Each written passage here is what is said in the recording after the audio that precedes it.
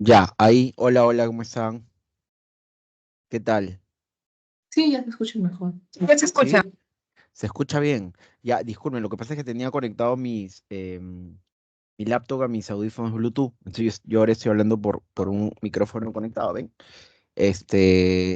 Así que por eso no se escuchaba, pero ya hice las modificaciones necesarias. Ya, una vez más, ¿ok? ¿Se me escucha bien ahora? ¿Se me escucha bien? Sí, sí, profe. Ya, perfecto, perfecto. Ahora sí, disculpen, estas cosas pueden pasar, pueden pasar. Que para mí los viernes son días donde trabajo de sol a sol, de verdad. Hasta voy a terminar de dictar hoy a las 8:30 de la noche, en la pre y en otros lados. Así que por eso los viernes siempre ando un poco ajetreado. Le pido las disculpas respectivas, pero bueno, hoy por lo menos me he conectado creo que a tiempo. Ahora sí, iba a decir algo, pero creo que escribieron. ¿Qué tal? ¿Qué tal, Adriana? ¿Qué tal? ¿Cómo estás? Buenos días. Buenos días con todos nuevamente, para los que también recién se están conectando. Hoy la semana pasada hablamos de la historia universal, ¿no es cierto? Usted se hace broma. ¿Qué? Ya pues chicos, sean serios, tengo que hacer broma. Bueno, ya, intentaré ser esto alegre, ¿no? Pero recuerden algo, los profesores tenemos personalidades distintas. O sea, no todos los profesores tienen el carisma o son histriónicos, ¿no? No, así que tienen que entender eso también, ¿ok? Si hay profesores más chistosos que otro, bueno, es su personalidad, es su carácter, es su forma de ser. No todos somos iguales. Así que por favor, ya, pero voy a intentar hacer un poco ameno esto. Haré lo posible. Ya, decía que la clase pasada hablamos sobre la historia universal, ¿no es cierto? Hablamos sobre la prehistoria, básicamente. En la prehistoria, em, no dividida en edad de piedra, en los metales, ¿no? La edad de piedra a su vez está dividida en paleolítico, mesolítico, neolítico. Recuerden que durante el paleolítico se produce todo el proceso de la hominización, ¿no es cierto? Ahí aparecieron nuestros primeros, parientes lejanos, ¿no? Los Ardipithecus y después los Australopithecus y después aparecieron los primeros Homos, ¿no es cierto? Hasta que aparecimos nosotros, los Sapiens y bueno, nos hicimos dueños de este planeta, ¿no es cierto? Hasta el día de hoy, hasta el día de hoy. Para bien o para mal, no sé, ya eso ustedes juzgarán. Entonces, hoy vamos a hablar ya de nuestro continente, ¿ok? Vamos a empezar hablando del poblamiento de América y después del poblamiento del Perú, ¿ok? Vamos a empezar, repito, primero el poblamiento de América, después el Perú. Regresando a la clase anterior, a la clase de la semana pasada, y ya lo dije hace un ratito, recuerden que cuando aparece el Homo sapiens, cuando aparece el Homo sapiens hace más o menos 200.000 años, solo habían tres continentes poblados: África, ¿no? A ver, voy a señalar, acá está África, que es la cuna de la humanidad. Recuerden que por aquí está el Valle del Rift, que es donde aparecieron los Ardipithecus y los Australopithecus. Cuando ya aparecimos nosotros los Homo sapiens, solo está poblada África, Europa y Asia, ¿ok? Y Asia. Son los únicos tres continentes en ser poblados. Los sapiens, los Homo sapiens, van a completar todo el poblamiento de América. Los sapiens, después de Asia, recuerden que el planeta es redondo, ¿ah? Acá obviamente es plano, ¿no? Pero el planeta es redondo, así que si seguís por acá, obviamente sales por acá, van a poblar Oceanía y el último continente en ser poblado es América. ¿Ok? El último continente en ser poblado es América, en primer lugar. Cuando esto se produce, en términos de la clasificación de la edad de piedra, se vivía en el Paleolítico Superior, porque los Homo sapiens aparecen en el Paleolítico Superior. Entonces, por eso es que es en este periodo donde se completa, repito, el poblamiento de todo el mundo, ¿no? El último continente en ser poblado, América.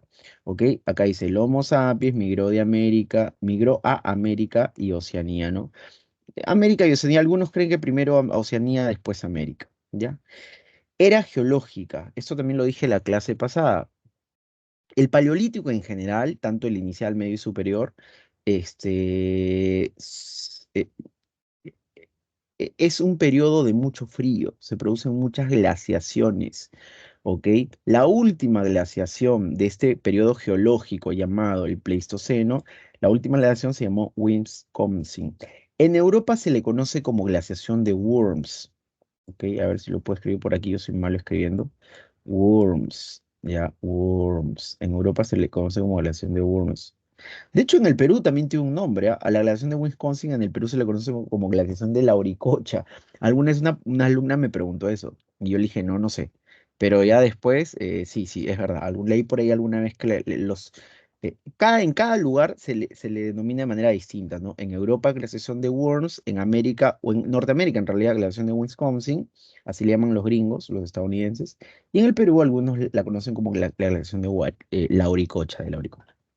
Entonces, este poblamiento de América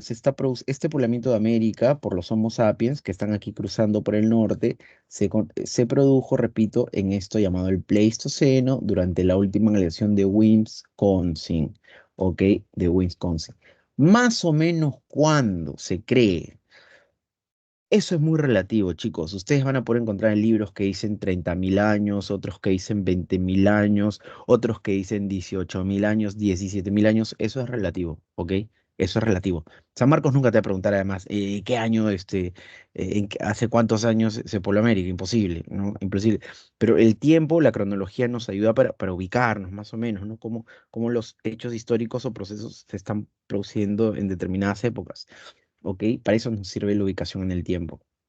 Bueno, se calcula que entre 20.000, 18.000, 17.000 años ingresan los primeros grupos de Homo sapiens a América. Ya, entonces, el contexto general. ¿Quiénes ingresan a América? Los Homo sapiens. ¿En qué momento? En el Pleistoceno. En el momento en que durante este Pleistoceno se producía la última de las glaciaciones llamada Wisconsin o Worms o Lauricocha. ¿Ok? Ya. Em, Ahora, hay varias teorías que explican cómo se pobló nuestro continente. Esto es polémico también, ¿eh? Y puedes encontrar en distintos libros cuestiones quizás polémicas. No hay nada escrito sobre piedra sobre estos, solo son teorías, ¿ok? Son teorías. Y además hay una característica de las teorías de las ciencias sociales, de la antropología, de la historia, son muy dinámicas, o sea, los nuevos descubrimientos pueden ir modificando alguna de estas creencias que tenemos sobre el poblamiento de América, ¿ok? Pero la primera gran teoría y la más aceptada de todas, creo, es la teoría asiática sobre el poblamiento de América. La sostuvo un norteamericano de origen checo llamado Alex Hrdlicka, ¿ok? Alex Hrdlicka dijo ya hace muchos años, casi 90 años, 1930 y tantos, creo, o 20 y tantos, dijo que los primeros en ingresar a América fueron los paleomongoloides o paleosmongoles, como dicen aquí. L- Paleo es antiguo, mongoles es, bueno, de la Mongolia o de las estepas mongólicas, que es un lugar de Asia que está más o menos por aquí, ¿ok? Aquí al norte de Mongolia está la Siberia, en Rusia. Entonces, de esta región de Mongolia, hoy vendría a ser el país de Mongolia, ¿no es cierto? Em, no sé por qué a las personas con síndrome de Down le dicen mongoles. O bueno, creo que sí sé. Bueno, pero no, mejor no, mejor no. Ya, bueno, pero de esta zona de Asia, de lo que hoy vendrían a ser las estepas mongólicas, ¿alguno me quiere hacer alguna pregunta? Mm, no, ¿no? Ah, ya. Es que vi algo por ahí extraño. Ya, de esta zona de Mongolia, esta zona de Mongolia, dice Herdlicka, los antiguos mongoles que vieron ahí hace miles de años, van a llegar a América, cruzando por aquí, por esta ruta que ustedes ven aquí en color rojo, ¿ok? Van a cruzar, van a llegar a América a través del estrecho de Bering. Esto que está aquí es un estrecho, ¿ok? Acá está la península de Alaska y la península de Kamchatka, que es la parte rusa, ¿ok? Y ahí hay un estrecho, hoy se llama el estrecho de Bering. Entre la punta de ambas penínsulas hay más o menos 90 kilómetros cuadrados. Sin embargo, hace 20.000 años, dice Alex Hrdlicka, aquí se formó un puente de tierra, un istmo, Miren, aquí en Panamá hay un istmo. Aquí entre África y Asia hay otro istmo. ¿Qué es un istmo? ¿Alguien puede decirme qué es un istmo? Aquí en Panamá hay un istmo. Aquí en Suez, en el canal de Suez, hay otro istmo. ¿Qué es un istmo? Dice Herlica que aquí, en lo que hoy es el estrecho de Bering, hace 20.000, 30.000, bueno, él decía 40.000 años, ¿ya? Pero hoy se calcula que es entre los 20.000 y 18.000 años, se formó un istmo. ¿Qué es un istmo en términos geográficos? ¿Alguno de ustedes sabe? ¿En geografía hayan visto ese tema todavía? Un istmo, pueden buscarlo, pueden googlearlo si quieren, es cuando un pedazo de tierra conecta dos masas continentales más grandes. Panamá es delgadita, ¿no es cierto? Es una tripita. Bueno, Panamá une América del Centro y América del Norte con América del Sur. Aquí lo mismo, ¿no es cierto? El Istmo de Suez une esta gran masa continental que es África con esta otra que es Asia o Euroasia. Entonces aquí se formó un istmo que unió Asia y América, ¿no es cierto? Asia y Norteamérica. Por ese istmo, por ese puente de tierra, que se calcula, midió más o menos 1.500 kilómetros de ancho, es que pudieron haber cruzado estos primeros seres humanos. Profesor, ¿y por qué se creó ese istmo, ese puente de tierra? Hoy, si hoy hay agua y hoy hay ballenas, focas, ¿por qué por ahí se creó un puente de tierra? Porque estamos en la última glaciación de Wisconsin, en el Pleistoceno. Cuando el planeta se congela, ¿ok? El nivel de las aguas desciende, probablemente, ¿no? Y esta parte del norte además está congelada, entonces por eso probablemente es que se puede haber formado este puente de tierra, y repito por enésima vez, por ahí probablemente cruzaron estos grupos humanos, de manera inconsciente, porque no sabían que estaban ingresando a un nuevo continente, de manera inconsciente porque lo hicieron principalmente, se cree que cazando mamuts, ¿no? De hecho acá hay este dibujito, ¿no? Son los mamuts. Los seres humanos también se cree pudieron haber contribuido a extinguir a los mamuts. El mamut era el animal preferido para estos Homo sapiens de estos años, ¿ok? Te daba mucha carne, te daba mucho piel, servía mucho para el tema de abrigo, ¿no es cierto? Entonces, quizás también contribuimos a la extinción de los mamuts. ¿A cuántos animales habíamos mandado a la extinción, no es cierto? Y seguimos mandando a la extinción, por Dios, qué destructivos somos. Ya bueno, entonces, esta sería la ruta que habrían seguido estos primeros Homo sapiens que cruzaron por aquí, por, por este puente de tierra que se creó, que se llamó el Istmo de Beringia. El Istmo de Beringia, así como suena con B labial, Beringia, Beringia. Em, entonces, Herdelka dice, recapitulando, los paleomongoloides llegaron a América a través del estrecho de Bering y solo ellos poblaron América desde el norte. Esto de solo ellos es clave, porque eso cree Herdelka, que los únicos que poblaron América fueron los asiáticos. Por eso su teoría se le conoce como teoría monorracial. Mono, por si acaso, significa en griego uno. O sea, ¿qué diría Herdelka? Que América fue poblada solo por una raza, la raza asiática, ¿no? Por eso monorracial. Y eso obviamente es algo que se le ha refutado, ¿no? Que se le ha cuestionado, porque hoy se sabe que a América no solo llegaron los asiáticos por esta ruta, a América también llegaron melanesios y polinesios de Oceanía, a América también llegaron australianos, a América también probablemente han llegado europeos, y más o menos por los mismos años, 20.000, 18.000, 17.000, 16.000, 15.000. Más o menos por esos años se cree que llegaron, repito, grupos humanos procedentes de distintos lugares, los que ustedes están viendo ahí en este mapita, ¿ok? Entonces esto de la monorracialidad de Herdlicka, no, no, pues no, no, ha sido recontra refutado. ¿Hasta aquí tienen alguna pregunta, chicos? Estrecho de tierra. Mm, No, pero es una zona estrechita, delgadita, que une dos zonas geográficas más grandes. Ya puse el ejemplo, ¿no? De Panamá, como une a Sudamérica y a Centroamérica, y el estrecho de Suez que une a África y a la masa euroasiática, ¿no? Entonces por ahí se formó hace 20.000 años probablemente, se formó este istmo, ¿no? Un istmo que ya obviamente ya no existe, ese istmo, hoy, 2024, es el estrecho de Bering, ¿cierto? Y hoy hay 90 kilómetros de distancia entre Kamchatka y Alaska.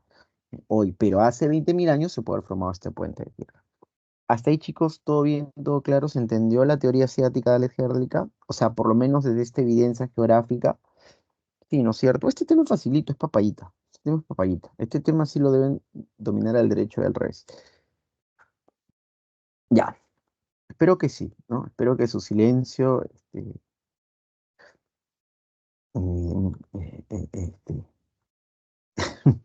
su silencio asevere lo que yo creo. Ya, entonces esa es la evidencia geográfica. Lo que les acabo de mencionar es la evidencia geográfica, ¿no? La cercanía geográfica, ¿no? ¿Qué pasó? La cercanía geográfica, ¿no? Generó el istmo de Beringia, acá está, ¿no? ¿Ven? ¿Ven? Y esto sería el istmo de Beringia, ¿no? El istmo de Beringia, que se habría producido hace 20.000 años. Hoy ya no, pues, ¿no? Hoy es el estrecho de Bering, esto que está acá, ¿no? Pero hace 20.000 años ambas masas continentales se unieron y formaron aquí un istmo. Y por ahí cruzaron estos Homo sapiens, persiguiendo mamuts, ¿no es cierto? Ya.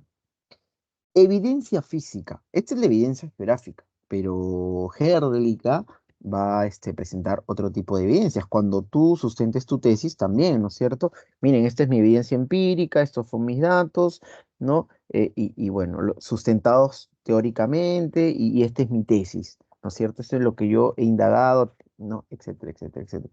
Bueno, esas son las evidencias que muestra Herdlicka, pero también evidencias antroposomáticas o físicas. Por ejemplo, Herdilka dice, este es un poblador originario del Perú, por ejemplo, de la Amazonía peruana, que se parece físicamente a un poblador originario de Estados Unidos o a un poblador originario de Canadá. Y si comparas los rostros de estos pobladores originarios de Norteamérica, de Centroamérica o Sudamérica, se parecen mucho a los asiáticos.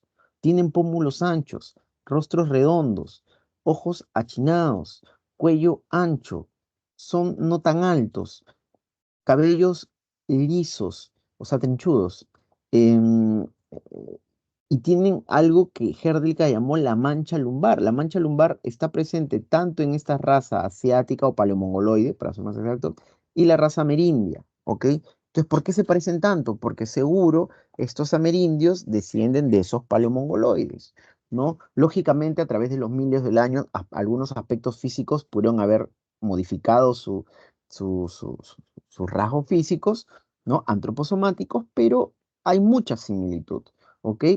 Entonces, esa fue otra evidencia que presentó Alex Herdlicka, ¿no? La piel cobriza, etcétera, etcétera, etcétera. Todo lo que hace, la escasa pilosidad, como dice aquí, ¿no? O sea, poco bello, poco bello. De hecho, esta definición se parece mucho a mí, ¿no? Ojos rasgados, cabello negro, trinchudo, no tengo barba, pero no tengo la mancha lumbar. O sí, tengo una manchita por aquí, quizás la mancha lumbar. Entonces, esa es la evidencia de física o antroposomática de Alex Herdlicka, ¿ok? Y es más, no solo esta evidencia, más evidencia, el tipo de sangre, que también él decía que era similar, y otras cosas más, pero también eso fue refutado. También alguna de estas, o sea, no, la evidencia física es aceptada, pero en algunos casos, como el tipo de sangre, fue también refutada. No, no, ¿ya? Eh, Ojo, la teoría asiática de Herdlicka es una teoría aceptada. Lo que se le cuestiona son algunas de sus evidencias, no todas, algunas, sobre todo en lo físico, como le dije, por ejemplo, el tipo de sangre, y se le cuestiona el carácter monorracial, porque como les dije, para Herdlicka, solo los asiáticos poblaron América, y hoy se sabe que no, que otros grupos humanos llegaron procedentes de otros lugares, ¿ok? Paul Rivet, ya cambiemos de autor, ya, Paul Rivet es un francés, es un antropólogo francés. eh,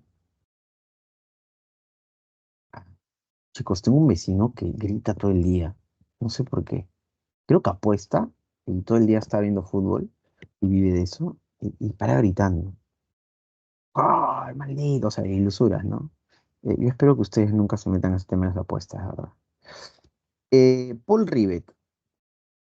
No, en serio, parece. No quiero. Hablando de paleomongoloides, bueno, ya, saquen su deducción, ¿no?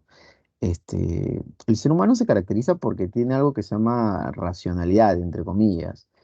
Y a veces hay que gobernar nuestras emociones. A veces es bueno gritar, obviamente, no, qué sé, pero todo el día, ya bueno, hay que decirle palio entonces. perfume. No, pues que en serio, chicos. Ya, bueno. Me dijeron chiste ya y me salió un chistecito. Paul Rivet. Hay que saber gobernar nuestras emociones. Esta es una época muy emocional, ¿ah? Los aparatos, los dispositivos electrónicos nos hacen muy emocionales. Todo, las redes sociales. Recuerden que tienen algo que se llama razón, chicos, por favor. Ustedes son animales cognitivos.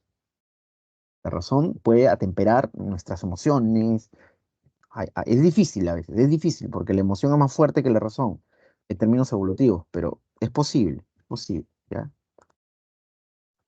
Ya, Alianza Me. El apagón, bueno. No, es de la U, creo, es de la U. Yo también soy de la U, disculpen, chicos.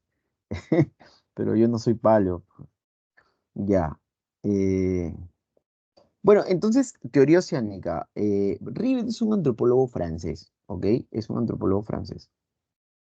Él no es que cuestiona a Herdley en el sentido de que no niega que a América hayan ingresado los asiáticos. Rivet, de hecho, dice, Herdley, tienes toda la razón. A América ingresaron los asiáticos, probablemente palomongoloides. Lo que le cuestiona a Rivet, a Herdley, es lo que le dije hace un ratito, su monorracialidad. Porque Rivet sostiene que a América también ingresaron los polinesios y los melanesios. Profe, ¿y dónde viven esos polinesios y melanesios? Aquí, en Oceanía, acá, en esta parte insular, en estos archipiélagos. ¿Qué es un archipiélago, chicos? Por geografía, ¿recuerdan? ¿Qué es un archipiélago? Alguna vez a una chica reality le preguntaron qué era un archipiélago y respondió que era un animal. Pero ustedes no creo que ustedes no creo que responderían eso, ¿no? ¿Qué es un archipiélago? Es un conjunto de islas, muy bien, es un conjunto de islas. Oceanía, si ven este mapa, es básicamente Australia, Nueva Zelanda que está acá y un montón de islitas. Bueno, esas islas de Oceanía, hay dos islas, dentro de ese conjunto de islas, perdón, hay dos islas, Melanesia y Polinesia. ¿Qué dice Paul Rivet? Que de la Melanesia y la Polinesia, estas dos islitas oceánicas o de Oceanía, a través de o guiados por las corrientes marítimas, la transoceánica o ecuatorial y la corriente del Pacífico, guiados por estas embarcaciones llamadas piraguas de Balancín, los melanesios habrían llegado a Centroamérica y los polinesios habrían llegado a Sudamérica. Repito, guiados o sobre estas embarcaciones llamadas piragua de Balancín, guiados o movidos por estas corrientes marítimas, los melanesios habrían llegado a Centroamérica y los polinesios a Sudamérica, ¿ok? Eso dice Paul Rivet. Entonces, para Paul Rivet, América también habría sido poblado por melanesios y polinesios. ¿Dónde está eso? Pertenece a Oceanía. Por eso su teoría se llama teoría oceánica, ¿ok? Como les dije, melanesios y polinesios fueron arrastrados por corrientes marinas, cruzaron con embarcaciones, ¿no? El Océano Pacífico. Ya, muy bien. Evidencias, dice, el uso común de palabras, costumbres y semejanzas con las poblaciones. Un segundo. Por ejemplo, dice el uso común de las palabras. A ver, esto ustedes si lo saben me pueden responder. Perdón, el uso común de costumbres. A ver, una costumbre que se usa en la Polinesia, una técnica de cocinar alimentos se usa en la Polinesia y también se usa en el Perú, en Sudamérica. No solo en el Perú, sino en Sudamérica. Cocinar bajo la tierra. Cocinar bajo la tierra, ¿cómo se llama o cómo le decimos en el Perú? ¿Cómo se conoce en el Perú cuando cocinas debajo de la tierra? En la sierra, sobre todo, ¿no? En Huancayo, por ahí, uf, riquísimo. Muchas carnes, camón. Ya, pero tiene otro nombre, ustedes lo saben, o sea, claro, la rica pachamanca. Bueno, esa técnica de cocinar debajo de la tierra también se cocina así en la Polinesia. También se cocina así en la Polinesia. ¿Mm? Otra evidencia, dice palabras en común. Hay muchas palabras, o algunas, no sé si muchas, palabras en el antiguo polinesio también que significan lo mismo en el quechua. Por ejemplo, anu en polinesio es agua, en quechua también. Pucará en polinesio es fortaleza, en quechua también significa fortaleza. O sea, se usan las mismas palabras con el mismo significado. Cumará en polinesio es camote, en quechua también es camote. Inga, en polinesio es jefe, en quechua también, ¿ok? Entonces, esa es otra de las evidencias que muestra Paul Rivet para decir que eh, estos polinesios y melanesios pudieron haber llegado al Perú, ¿no? Y llegaron con ciertas características o un bagaje cultural que aquí se ha reproducido y ha sobrevivido hasta la actualidad, ¿ok? Estas palabras, ¿no? Que luego acá, bueno, también se van a reproducir en el idioma quechua. El hallazgo de cráneo de Lagoa Santa, Brasil, semejante a los melanesios. Ya, bueno, esto es otra de las pruebas que presenta eh, Paul Rivet. Paul Rivet. Por ejemplo, miren chicos, aquí también dice el uso de la cerbatana, la hamaca, ¿no? Los pobladores de la selva, sobre todo, y de la selva de América Central y de América del Sur, utilizan la cerbatana, utilizan la hamaca, acá está la hamaca, ¿no es cierto? Mosquiteros, bueno, ya les dije la pachamanca, y bueno, esto también se usa en la Polinesia y en la Melanesia. Entonces, dice Paul Rivet, ¿por qué? Bueno, es que quizás los polinesios eh, llegaron aquí, ¿no? Y trajeron esa su costumbre, su idioma, etcétera, etcétera. Miren, acá está estas piraguas de Balancín, que también se conocen como catamarán, ¿no? Explorando el Océano Pacífico. Pudieron haber llegado así, pero igual, qué alucinante, ¿no? Estamos hablando de hace 15.000, 16.000 años. Imagínense cruzar el océano de esta manera. Es que el ser humano es un animal explorador, ¿no es cierto? Somos exploradores, somos curiosos también.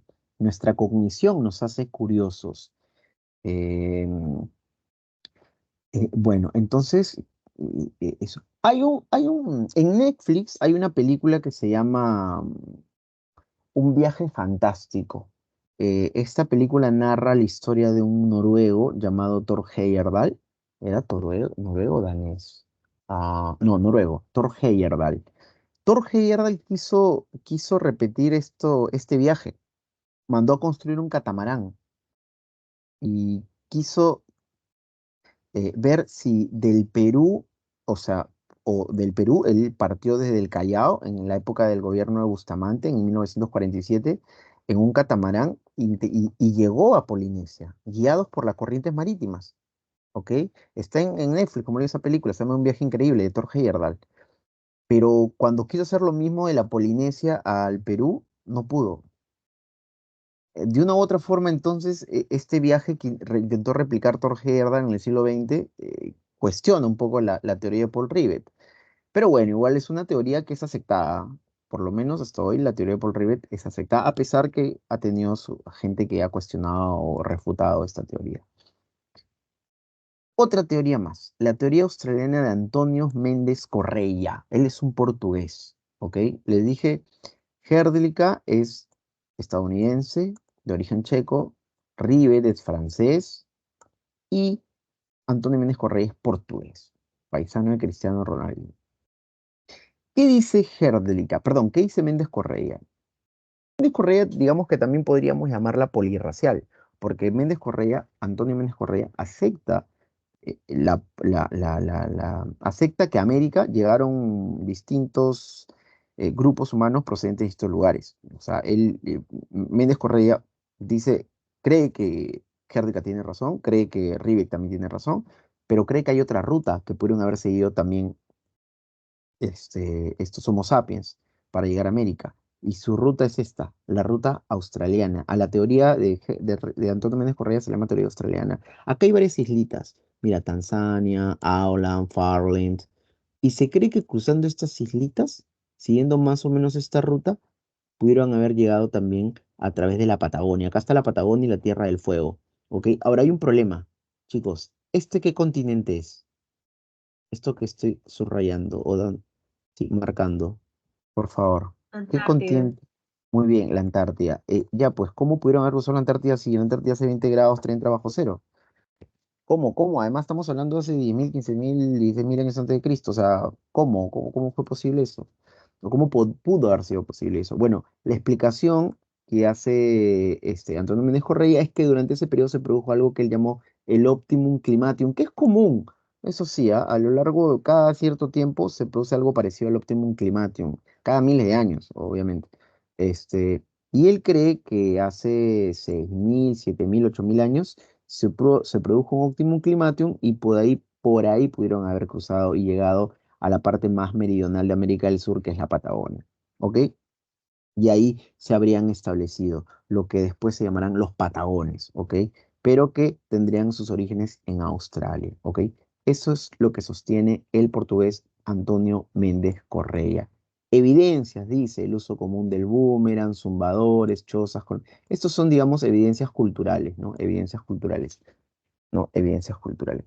Acá hay un aborigen australiano. Acá hay otro mapita de la posible ruta que pudieron haber seguido esos. Esta teoría es más reciente y es polémica, quizás. Yo cuando estudié, como ustedes me preparaba, a mí no me hablaban de esta teoría. Esto es reciente, tendrá un par de años.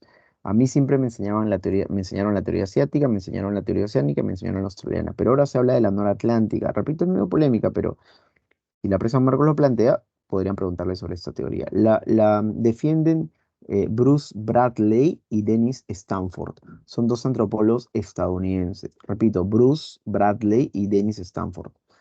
¿Qué sostienen ellos? Que durante la glaciación de Wisconsin, ¿no? Les dije que la Tierra se congeló. En las glaciaciones la Tierra se congela. Y se pudo haber formado, bueno, de hecho, se formó algo así como un puente de hielo aquí, ¿no? Miren, esto es Europa, ¿no? Acá está España, la península ibérica, acá está Francia, y esto es Estados Unidos, ¿ok? Esto es Estados Unidos. Entonces, estos españoles y franceses, de lo que vendría a ser España y Francia, obviamente en esa época no hay idea de los estados-nación modernos, pero pudieron haber también usado balsas, así como los melanesos y polinesios, y cerca a esta zona congelada del Atlántico Norte, haber navegado y llegado a Estados Unidos, a la parte este de Estados Unidos. ¿Ok? Aquí, miren, aquí, hasta aquí. ¿Sí? ¿Cuál es la evidencia que muestran Bradley y Stanford? Dice, puntas de lanza de Clovis semejante al estilo solutrense europeo. Aquí se encontraron muchos fósiles con puntas de piedra tipo Clovis, que es, ¿qué es esto? Estas son las puntas de lanza tipo Clovis. En Estados Unidos hay dos tradiciones o técnicas a la hora de fabricar puntas de lanza. Está la técnica o la tradición Clovis y la tradición eh, Folsom. Bueno, la Clovis tiene esta forma y es parecida a esta técnica que es la solutruense de España. Entonces, ¿qué dice Bradley y Stanford? Bueno, ¿por qué estas puntas se asemejan tanto? ¿Por qué se parecen tanto? Bueno, porque quizás estos solutrenses que vivían entre lo que hoy sería España y Francia pudieran haber llevado esta técnica aquí a Estados Unidos, ¿no? Y por eso es que acá también se han encontrado. ¿Cómo llegaron aquí? Bueno, a través también de embarcaciones, aprovechando el congelamiento del Atlántico Norte, ¿ok? Dice acá, mapa muestra la posible ruta, ¿no es cierto? Ya. Entonces, esas serían las cuatro teorías que explicarían las rutas que habrían utilizado los Homo sapiens para llegar a nuestro continente, que se entiende es el último continente en ser poblado, ¿ok? Es el último continente en ser poblado. Entonces, América tiene procedencias distintas, ¿no? América, los asiáticos, los melanesios y polinesios, los australianos y los europeos habrían llegado hace 20.000, 18.000, 17.000 años antes de Cristo. Em, Quizás alguno de ustedes que tiene alguna experiencia previa puede decirme, profesor, hay una teoría que es la teoría autoctonista. ¿La Villarreal alguna vez ha preguntado sobre la teoría autoctonista? San Marcos, que yo sepa, no. Pero bueno, ya saben, el plan B siempre es Villarreal, así que por si acaso se las comento. Em, la teoría autoctonista es una teoría recontra desfasada, ya nada le parabola, pero igual es parte de la historia, digamos, ¿no? La sostuvo un argentino llamado Florentino Mellino. Él decía que, no, él en esa época em, decía que acá es Argentina, ¿no? La Argentina. Decía que aquí encontró unos fósiles del Terciario, un periodo geológico anterior al Cuaternario. Nosotros, hoy se sabe que aparecimos los sapiens y los Australopithecus somos del Cuaternario, pero él decía que los fósiles que encontró de seres humanos eran del Terciario, o sea, mucho más antiguos que los Australopithecus inclusive. Esos fósiles se los llamó los Homo pampeanos. Y, y decía que aquí estuvo el primer hombre del mundo. Aquí aparecieron. La hominización empezó en América, en Argentina, y a esos le llamó los Homo pampeanos o los hombros de las Pampas de la Plata.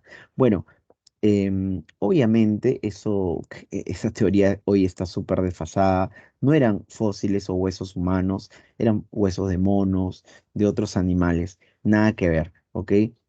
Pero a esa teoría que él planteó se le llamó teoría autoctonista, ¿ok? Entonces para Mellino, América sería la cuna de la humanidad, ¿no? Para él, solo para él. Bueno, es argentino, los argentinos son ególatras, egocéntricos, ¿no? Tienen a Dios, Maradona, al Mesías, Messi, al Papa. Y bueno, según Afrodito Mellino, Argentina fue la cuna de la humanidad. Repito, esa teoría ha sido recontrafasada, pero quizás por ahí, no sé si San Marcos, pero alguna otra universidad podría, repito, alguna vez la Guerra preguntó, podría preguntárselas. Hoy se sabe que África es la cuna de la humanidad, ¿no? Y eso está aceptado por toda la comunidad científica. Ya, ahora sí creo que hablé de todas las teorías sobre el poblamiento de América. ¿Alguna pregunta hasta aquí, por favor, o en el chat? No, nada, ¿no? Ya. A ver, ¿cuántos son? ¿Cuántos son? Acá está Liz, Flavia, Mari, Elizabeth, Luna. ¿Estarán o es pura finta? Puedo hacer una pregunta para corroborar si están. A ver, a ver, a ver, a ver, al azar, ya. Juliet, ¿está Juliet? Bueno, ya, no, no, porque esto no es el colegio, ya, en verdad esto ya depende de ustedes si quieren ingresar o no. Periodificación del Perú prehispánico. Me contestó, creo. Sí. No, pero ya no, Juliet, porque no, no, mejor no. Más adelante ya, te reservo la pregunta para más adelante. Miren, ahora sí pasemos a hablar de la historia del Perú, ¿ya? Ya sabemos que en América ingresaron grupos humanos, grupos de sapiens procedentes de estos lugares, ¿no es cierto? Ahora hablemos de la historia del Perú. ¿Dónde hay un mapita? No, no, vamos a regresar al mapa anterior. Ya, Juliet, ¿no? Ahora sí, te puedo hacer una pregunta, Juliet. Mira, si no la sabes, normal, ¿ah? No hay problemas. No hay dramas, no hay dramas. Te puedes equivocar aquí en el examen de admisión, no. Según la arqueología peruana, ¿qué grupos humanos fueron los primeros en llegar a lo que es el Perú, que vendría a estar por aquí? Asiáticos, melanesios, polinesios, australianos, europeos. Según la arqueología peruana, ¿quién crees tú que llegaron primero al suelo peruano? A esto que hoy llamamos Perú. ¿Qué grupo humano habría llegado primero al Perú según la arqueología peruana? Asiáticos, polinesios, melanesios. Muy bien, muy bien. Según la mayoría de arqueólogos peruanos, los primeros que habrían llegado al Perú fueron los asiáticos, ¿ok? Fueron los asiáticos. Y al llegar estos primeros grupos humanos, probablemente, presuntamente de origen asiático, se iniciaría la historia del Perú, porque el protagonista de la historia es el ser humano. Cuando llegan los seres humanos al Perú, ¿no? Estos grupos humanos al Perú, se inicia nuestra historia, la historia del Perú. Y a ese primer periodo inicial, ¿no? Se le conoce como periodo lítico, ¿ya? En la historia peruana o para los arqueólogos peruanos, a este periodo le han denominado el periodo lítico. Bueno, ya saben de dónde viene la palabra lítico, ¿no? Lítico viene de litos, litos es piedra, ¿ya? Pero antes de hablar de este primer periodo de la historia del Perú, ¿no? Y las características principales, etcétera, etcétera, em, eh, voy a hablar de esto, de la periodificación tradicional de la historia del Perú prehispánico. Pre es antes, ¿no? Pos es después. Prehispánico significa antes de la llegada de los españoles, ¿ok? Ya. Esto que dice precerámico, periodo inicial, horizonte temprano, intermedio, horizonte intermedio, fue la nomenclatura, ¿no? Que usó el arqueólogo norteamericano John Rowe. En cambio, a esta otra nomenclatura, ¿no? Lítico, arcaico, formativo, es usada por el arqueólogo peruano ayacuchano. Él es un ayacuchano, murió hace poco, lamentablemente, una gran pérdida para la arqueología peruana, Luis Guillermo Lumbreras, ¿ok? Luis Guillermo Lumbreras. Em, Que por cierto, creo que no le han hecho el reconocimiento que Lumbreras se merece, porque de verdad es uno de los grandes intelectuales que le ha dado a este país al conocimiento arqueológico mundial, inclusive, ¿ok? Él fue un gran investigador sobre los Wari. De hecho, él sostuvo la tesis de que Wari es el primer imperio peruano. Por eso a este periodo le llama el periodo del Imperio Wari, Lumbreras, ¿ok? Bueno, ya, esperemos que en algún momento quizás se le reconozca más de lo que se le ha reconocido hasta ahora. Ya. Entonces, John Rowe utiliza esta periodificación, ¿no es cierto? O sea, él divide el Perú prehispánico en estos periodos, el precerámico, el periodo inicial. San Marcos alguna vez preguntó sobre los horizontes y los intermedios, por si acaso, ¿ah? San Marcos, dos veces inclusive, si mi memoria no me falla, ha preguntado sobre horizontes e intermedios. A ver, esto que se llama elítico, que les dije vendría a ser el primer periodo de la historia del Perú, es un término que usa Lumbreras. Repito, estas nomenclaturas de acá abajo son las usadas por Lumbreras, ¿ok? Y esta periodificación de acá arriba es la usada por John Rowe, ¿ok? John Rowe al lítico le llama precerámico. Y a lo que Lumbreras le llama arcaico, John Rowe le llama el periodo inicial. Ahorita voy a hablar del arcaico, ¿no? Caral, por ejemplo, pertenece al arcaico superior, que para John Rowe vendría a ser el periodo inicial. Me detengo aquí porque esto es importante. Los horizontes y los intermedios. Según aquí, ¿cuántos horizontes hay?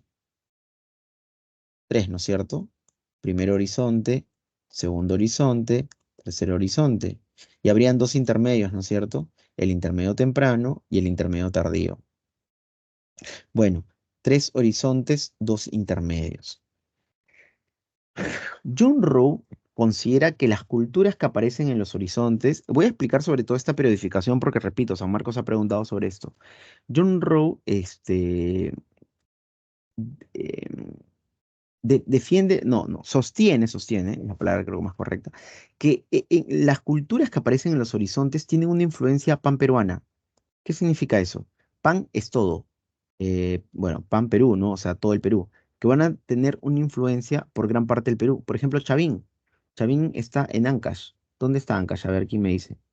Ancash, Ancash, Ancash. Ancash está aquí, ¿no es cierto? No, esto es Huánuco. Ancash está aquí. Ah, pues este es Ancash, este es Ancash. Bueno, recuerden que Ancash tiene costa y sierra, ¿eh? Ya. Chavín, por ejemplo, va a tener una influencia más o menos por toda esta zona del Perú. Entonces John Rowe considera que Chavín es una cultura panperuana. Wari va a ser un imperio, va a tener una influencia por casi todo esto. Wari también es una cultura de horizonte. Wari está en el horizonte medio. Chavín está en el horizonte temprano. Los incas también es una cultura panperuana. Los incas inclusive ya ni siquiera de Perú, más allá del Perú, porque los incas se van hasta el norte de Colombia y el sur Chile y Argentina. Entonces, ¿qué hice? ¿Cómo se borra esto? ¿Qué dice John Rowe? John Rowe dice que las culturas de los horizontes son culturas panperuanas. Las culturas de los horizontes van a tener una influencia importante en lo que hoy se conoce como el territorio peruano, ¿ok? Chavín tiene una influencia religiosa muy importante por gran parte del territorio peruano. Huari tiene una influencia militar directa. Huari conquista con ejércitos, ¿ok? Y los incas, ni que hablar, pues, ¿no? Un imperio, ¿no? El imperio más grande de América del Sur, ¿ok? Entonces, eso. Una influencia por todo el Perú. Pero no solo una influencia religiosa o militar o política, sino también cultural y sobre todo con respecto a la cerámica. De hecho, uno de los criterios que utiliza John Rowe es la cerámica, su evolución, cómo evoluciona, ¿no? Eh, si las culturas de los horizontes son panperuanas, ¿qué características tienen las culturas de los intermedios para John Rowe? Por ejemplo, miren, Nazca. Por ejemplo, em, Ishma, por ejemplo, Sicán, por ejemplo, Chachapoyas. ¿Qué características tienen las culturas de los intermedios? A ver, pregunta. Dije que las culturas de los horizontes tienen la característica de ser culturas panperuanas. tienen una influencia importante, tienen una influencia significativa por gran parte del territorio de lo que hoy es el Perú. Alexandro Lin. Lin es un apellido chino, ¿no? O no, perdón, nombre chino, ¿no? Lin, ¿o no? ¿Está Lin? ¿Se quedó dormido? Lin, ¿estás? Ya, no, no está. Dodi. Dodi. Tienen unos nombres chéveres, ¿ah? Ah, Lin, despertó. Lin, preguntaba que, mira, según esta periodificación, yo decía que John Rowe decía que en los horizontes, las culturas de los horizontes son panperuanas, o sea que tienen una influencia significativa por gran territorio del Perú. Y dije que las culturas de los intermedios, al contrario, abarcaban pequeñas regiones de lo que es el Perú. Entonces, esa sería, bueno, ya te respondía, esa sería la principal característica de las culturas de los intermedios, ¿ok? Que tienen una influencia local, regional. Por eso es que Lumbreras, miren, al intermedio temprano le llama primer desarrollo regional y al intermedio tardío Lumbreras le llama los estados regionales o también segundo desarrollo regional. Repito, las culturas ubicadas en los horizontes tienen una influencia por casi todo el territorio peruano, por eso se consideran culturas panperuanas, otros le llaman cultura síntesis también, mientras que las culturas de los intermedios tienen influencias más bien locales o regionales. ¿Ok? ¿Se dejó entender, chicos y chicas? ¿Me dejé entender o no? ¿O lo hice más tranca? Ya. Entonces habrían tres horizontes y dos intermedios, ¿no? Repito, San Marcos ya preguntó por eso. Y no sé si les dije a ustedes, pero un consejo es que revisen preguntas pasadas, porque a veces las preguntas se parecen. Así que si pueden comprar esos libritos de preguntas, sobre todo revisen preguntas del 2010 en adelante, porque del 2010 hacia atrás hay muchas preguntas dateras, por lo menos en historia. Y hoy ya no preguntan ese tipo de preguntas, vale la redundancia, ¿no? A mí en el 2007 cuando postulé me preguntaron, en la batalla de Poitiers se usó por primera vez ¿qué tipo de arma? Es una pregunta recontra datera, no la sabía ni la sé hasta ahora. Creo que era la ballesta, ¿ok? Pero esas preguntas ya no lo van a hacer, imposible. Hoy las preguntas tipo DECO más bien preguntan causas, características generales, consecuencias, ¿ok? O te pueden presentar un enunciado, un texto y tú tienes que deducir, ¿no es cierto? Entonces preocúpense por eso, básicamente. Y si pueden, repito, revisen preguntas pasadas del 2013, 14 en adelante, porque creo que desde ahí son preguntas tipo DECO, ¿ok? Sobre el caso de On Row, repito, ya han preguntado, así que tienen que tenerlo en claro. A ver si me dejé entender. A ver, una pregunta, a ver. Estaba acá en esto, ¿ah? Esto de preguntar así. Al final, con Z, a ver, con Z. Porque quieren pasar piola. Adrián, Adrián, ¿está Adrián? Adrián, una pregunta. Sí, sí, de ahí en adelante, ¿no? Te preguntas tipo de revisen, ¿ah? Revisen. Puede ser que les pueda ayudar en algo. Adrián, si está Adrián, bueno. Chimú. Según la periodificación hecha por Lumbreras, ¿en qué periodo estaría? Chimú, según la periodificación de Lumbreras, ¿en qué periodo estaría? Adrián, te pregunté a ti, ¿no? Chimú, según la periodificación de Lumbreras, ¿en qué periodo estaría? Vamos, tú puedes. Ahí está tienes el PPT. Chimú, acá dice Chimú, mira. Según la periodificación de Lumbreras, ¿en qué periodo estaría? El periodo de los. Ya, pero te he preguntado según la periodificación de Lumbreras, no según la periodificación de John Rowe. Claro, sería el intermedio tardío correcto si yo te hubiera dicho según la periodificación de John Rowe, según la periodificación de Lumbreras. ¿Quién lo quiere ayudar? A ver, el primero que escriba o que me lo diga por audio. Ya está fácil, creo, ¿no? De deducir. Muy bien, el del de los estados regionales. Ojo, manejen los dos criterios, chicos, porque les pueden preguntar, por ejemplo, les pueden preguntar, un segundo, les pueden preguntar, muy bien, estados regionales, les pueden preguntar, por ejemplo, Chavín, cultura del formativo. ¿Está bien o no? ¿Chavín es del formativo? Sí. Lumbreras al periodo Chavín le llama el formativo. John Rowe a ese periodo le llama el horizonte temprano. ¿Me dejo entender? Es lo mismo, es lo mismo. Tiahuanaco, según John Rowe, está en el horizonte medio, pero a ese periodo Lumbreras le llama de otra manera, le llama la época o el periodo del Imperio Wari, porque para Lumbreras, Wari en ese tiempo fue una cultura muy poderosa y que tuvo mucha influencia. Muy bien, Mía, pero ya un poquito tarde, Mía, no te pases. Ya estoy en otra explicación, ya. Ya, ok, está bien, está bien. Re- O quizás mi audio está llegando así con delay, creo que le dicen, ¿no? Ya, por favor, manejen estas dos periodificaciones. Ya, manejen estas dos periodificaciones. Ya. A ver, si yo les diría, cultura más importante del horizonte tardío. Cultura más importante del horizonte tardío. Ah, ya. Bueno, puede ser. Cultura más importante del horizonte tardío. Uy, mi perrita empezó a ladrar. Cultura más importante del horizonte tardío, los incas, ¿no? Los incas, de todas maneras, ¿no? Los incas, ya. Según John Rowe, ¿no? Horizonte tardío o horizonte final.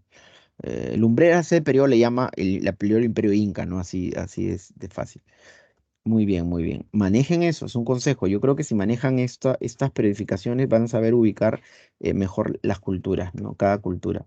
Y ahora sí, nos queda una hora de clases. Sobrado.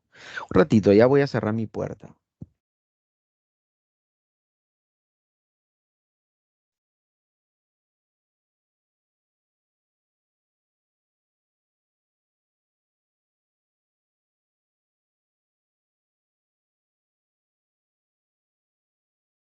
Ya, ahora sí. Eh, y ahora sí hablemos de estos primeros periodos históricos de nuestra historia. Hoy vamos a hablar del lítico y del arcaico. Ven que en este caso estoy utilizando los criterios de la nomenclatura usada por Lumbreras, ¿no es cierto? Lítico y arcaico. ¿Por qué no empiezo diciendo vamos a hablar del precerámico, el periodo inicial? Porque generalmente hoy se usan más estos. Pero en algunos casos, cuando salen las altas culturas de Chaví, Moche, Tiahuanaco, más creo que se utiliza horizontes e intermedios. ¿Ok? Entonces, ambas periodificaciones son muy usadas. Por eso le digo, tienen que eh, manejar ambos criterios, ambas periodificaciones. Ya, empecemos por el lítico. Cronológicamente, ¿no? Se cree que este periodo empieza en los 12.000 y termina en los 6.000 años de periodo lítico. Miren, todas estas características que ustedes observan aquí son propias de qué periodo en la historia universal. Cuando la clase pasada hablamos de la historia, hablamos de la edad de piedra, ¿no es cierto? Que se divide en paleolítico, mesolítico y neolítico. Yo les dije que el paleolítico se divide en inicial, medio y final, o temprano, medio y superior. Todas estas características es fácil de deducir, chicos. Yo cuando les dije el poblamiento de América, ¿qué hice acá? Los que ingresaron fueron los Homo sapiens, que viven en el Paleolítico superior. Homo sapiens que ingresaron a América y que después llegaron al Perú, ¿qué características políticas, económicas y sociales tenían? Las mismas que del Paleolítico superior, ¿no es cierto? O sea, en el Paleolítico superior, el ser humano en general, estoy hablando en el Paleolítico superior, el Homo sapiens era un cazador especializado, era ya, pintaba cuevas, o sea, conocía el arte que se llama parietal, vivía organizado socialmente en bandas, ¿ok? Vivía en cuevas generalmente, era troglodita, no tenía un lugar fijo de residencia, era nómade. Su economía era básicamente depredatoria, o sea, se dedicaba a la caza, a la pesca y a la recolección. Recuerden que la economía depredatoria también se le conoce como parasitaria o de subsistencia, ¿ok? Entonces, todas estas características propias del hombre, del Homo sapiens durante el Paleolítico Superior, son las que nos traen esos Homo sapiens al Perú. Y aquí van a seguir viviendo como en otros lugares del mundo en ese periodo, con esas mismas características. El Lítico, dicho de otra manera, vendría a ser nuestro Paleolítico Superior, ¿ok? El Lítico, como se le conoce a esta etapa de la historia del Perú, vendría a ser nuestro paleolítico superior. ¿Ok? ¿Ok? Ya. Ahora, obviamente estos Homo sapiens van a tener que adecuarse a las características del Perú, ¿no es cierto? Porque el Perú de ese entonces no es lo mismo que las estepas mongólicas, no es lo mismo que el norte de África, no es lo mismo que, no sé, Indonesia, no es lo mismo que Australia. El Perú tiene unas características geográficas particulares que hará que estos primeros sapiens tengan que adecuarse a estas características geográficas. Por cierto, no está aquí, pero la geografía de esta época, la geografía peruana de esta época no era como la de ahora. Por ejemplo, la costa peruana hoy es desértica, ¿no es cierto? Ustedes saben que Lima es la ciudad más grande ubicada encima de un desierto después del Cairo. O sea, vendría a ser la segunda, ¿no? La segunda ciudad más grande ubicada en un desierto. Perdón, sí, la segunda después del Cairo.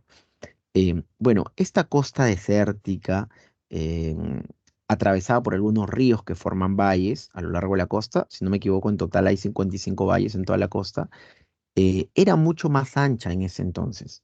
La costa peruana en esta época del Lítico, recuerden que miren la cronología, en esta época el Perú, el mundo, perdón, el planeta todavía está en el Pleistoceno, todavía no se acaba la glaciación de Wisconsin en esta época por si acaso, ¿eh? Y eso hizo la glaciación de Wisconsin que la costa peruana sea mucho más ancha, era mucho más ancha que la de hoy, ¿ok?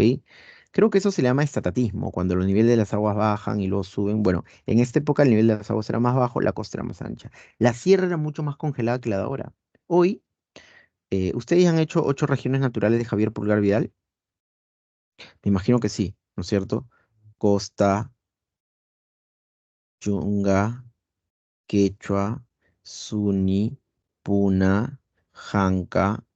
¿A partir de los cuántos metros sobre el nivel del mar hay nieve o frío? No, hay nieve, hielo. Hielo, hielo. ¿A partir de los cuántos metros sobre el nivel del mar hay hielo? ¿Alguien sabe? A partir de los... Janca creo que es blanco, si no me equivoco, ¿no? Ya. A partir de los cuántos metros sobre el nivel del mar ya hay hielo en la actualidad. Si no me equivoco, no. Es 4.900 o 5.000. Por ahí. Entre los 4.900 y 5.000. Pero en esta época del Lítico, en el Perú, la sierra, como el planeta está más congelado por Wisconsin, eh, las nevadas empezaban solo a los 3.500 metros. O sea, era una sierra mucho más fría, mucho más congelada. La selva también era distinta. Tenía un ecosistema más propio de una sabana. Más que hoy, en cambio, es una selva con mucha lluvia, con mucha em, muy verde, ¿no? Tiene un ecosistema distinto, pero en esta época la selva, la costa y la sierra eran distintos términos geográficos a lo que soy, ¿ok? Y en ese entorno geográfico es que se desarrollaron estos primeros hombres que eran al Perú, ¿no es cierto? Con estas características propias del Paleolítico superior, como les acabo de decir. Habrá un grupo humano que vivirá en la costa y habrá otro grupo humano que vivirá en la sierra, ¿ok? Los de la sierra obviamente van a cazar básicamente cérvidos y camélidos, camélidos americanos, ¿no? Acá hay un camelio sudamericano, mira. Los cérvidos son como venados, venaditos, ¿ya? Van a recolectar raíces, tubérculos, ¿no? Y en las cavernas donde vivirán dejarán algunas huellas de pinturas rupestres. Los que viven en la costa, en el mar, ¿no? Un mar más ancho, dice, vivirán de los recursos de los valles, ¿no? Las lomas. En el Perú, la costa peruana es un desértico. Hay cerros, ¿no es cierto? Hay estribaciones andinas. Y la humedad que viene del mar se aguanta en estos cerros. Y se vuelven ahí, nacen ecosistemas de lomas. Esto imagino que también lo van a ver en geografía, ¿no? En el Rímac, por ejemplo, hay las lomas de Amancaes, se formaron humedales, ¿ok? Entonces, estos primeros hombres que viven en la costa van a alimentarse en base a los recursos también marítimos, ¿no? El marisqueo y la pesca, ¿ok? Recuerden que en esta época son cazadores, pescadores y recolectores, ¿ok? Van a desarrollar además tipos o tecnología de puntas de piedra muy particulares, ¿ok? Y claro, adecuada a los... Profesor, ¿por qué las puntas Clovis son mucho más largas? Porque, miren, eso es importante. Estas puntas este tallado de estas puntas de piedra se hacen en base a las necesidades de los animales que se cazan. ¿Por qué las puntas, hasta, no, estas son, ¿no? Sí, ¿por qué las puntas Clovis, miren, son más largas? Esta es la solutrense, ¿no? Esta es la Clovis.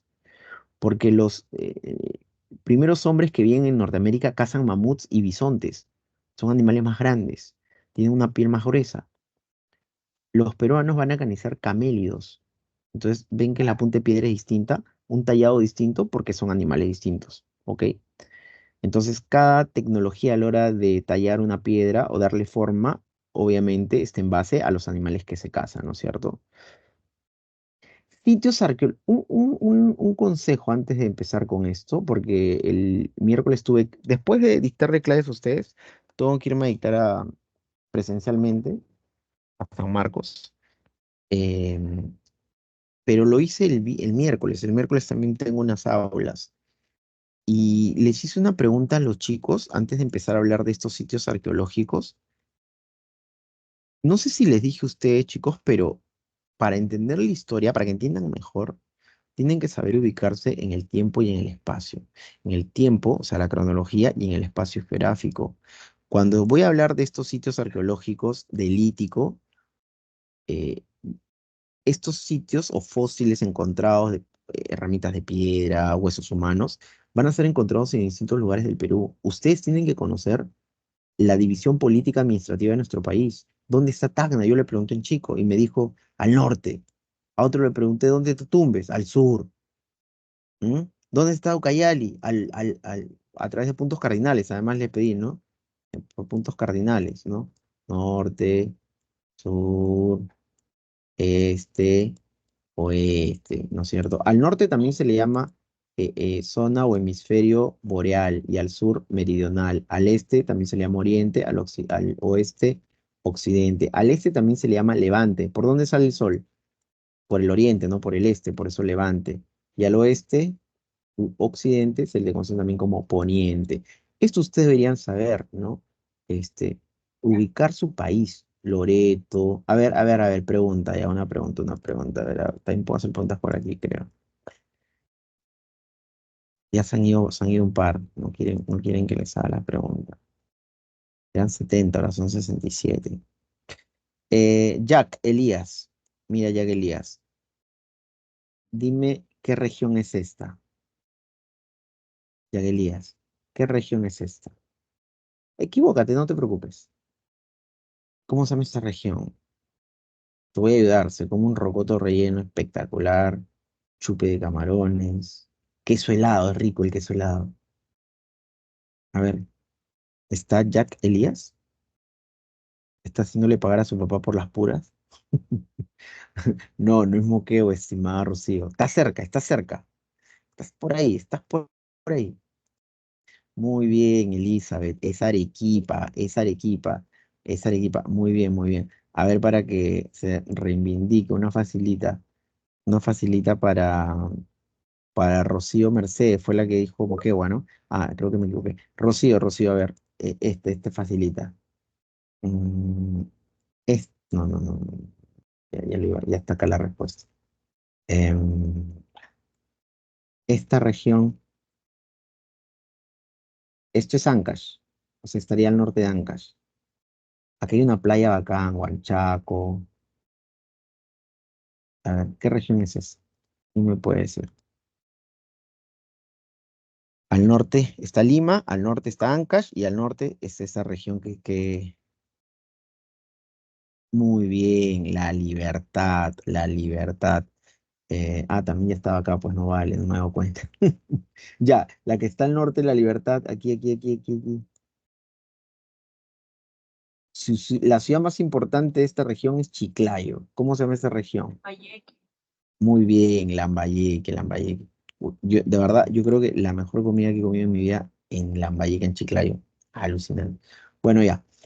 Tienen que conocer, chicos, el mapa de su país para que ubiquen estos sitios arqueológicos y en general, a lo largo de todas las clases, hasta el final, hasta la semana 18 y 19, les va a servir. Conozcan su país, donde está Ucayali, Loreto, Huánuco, San Martín, Moquegua, Puno, Puno, ¿no?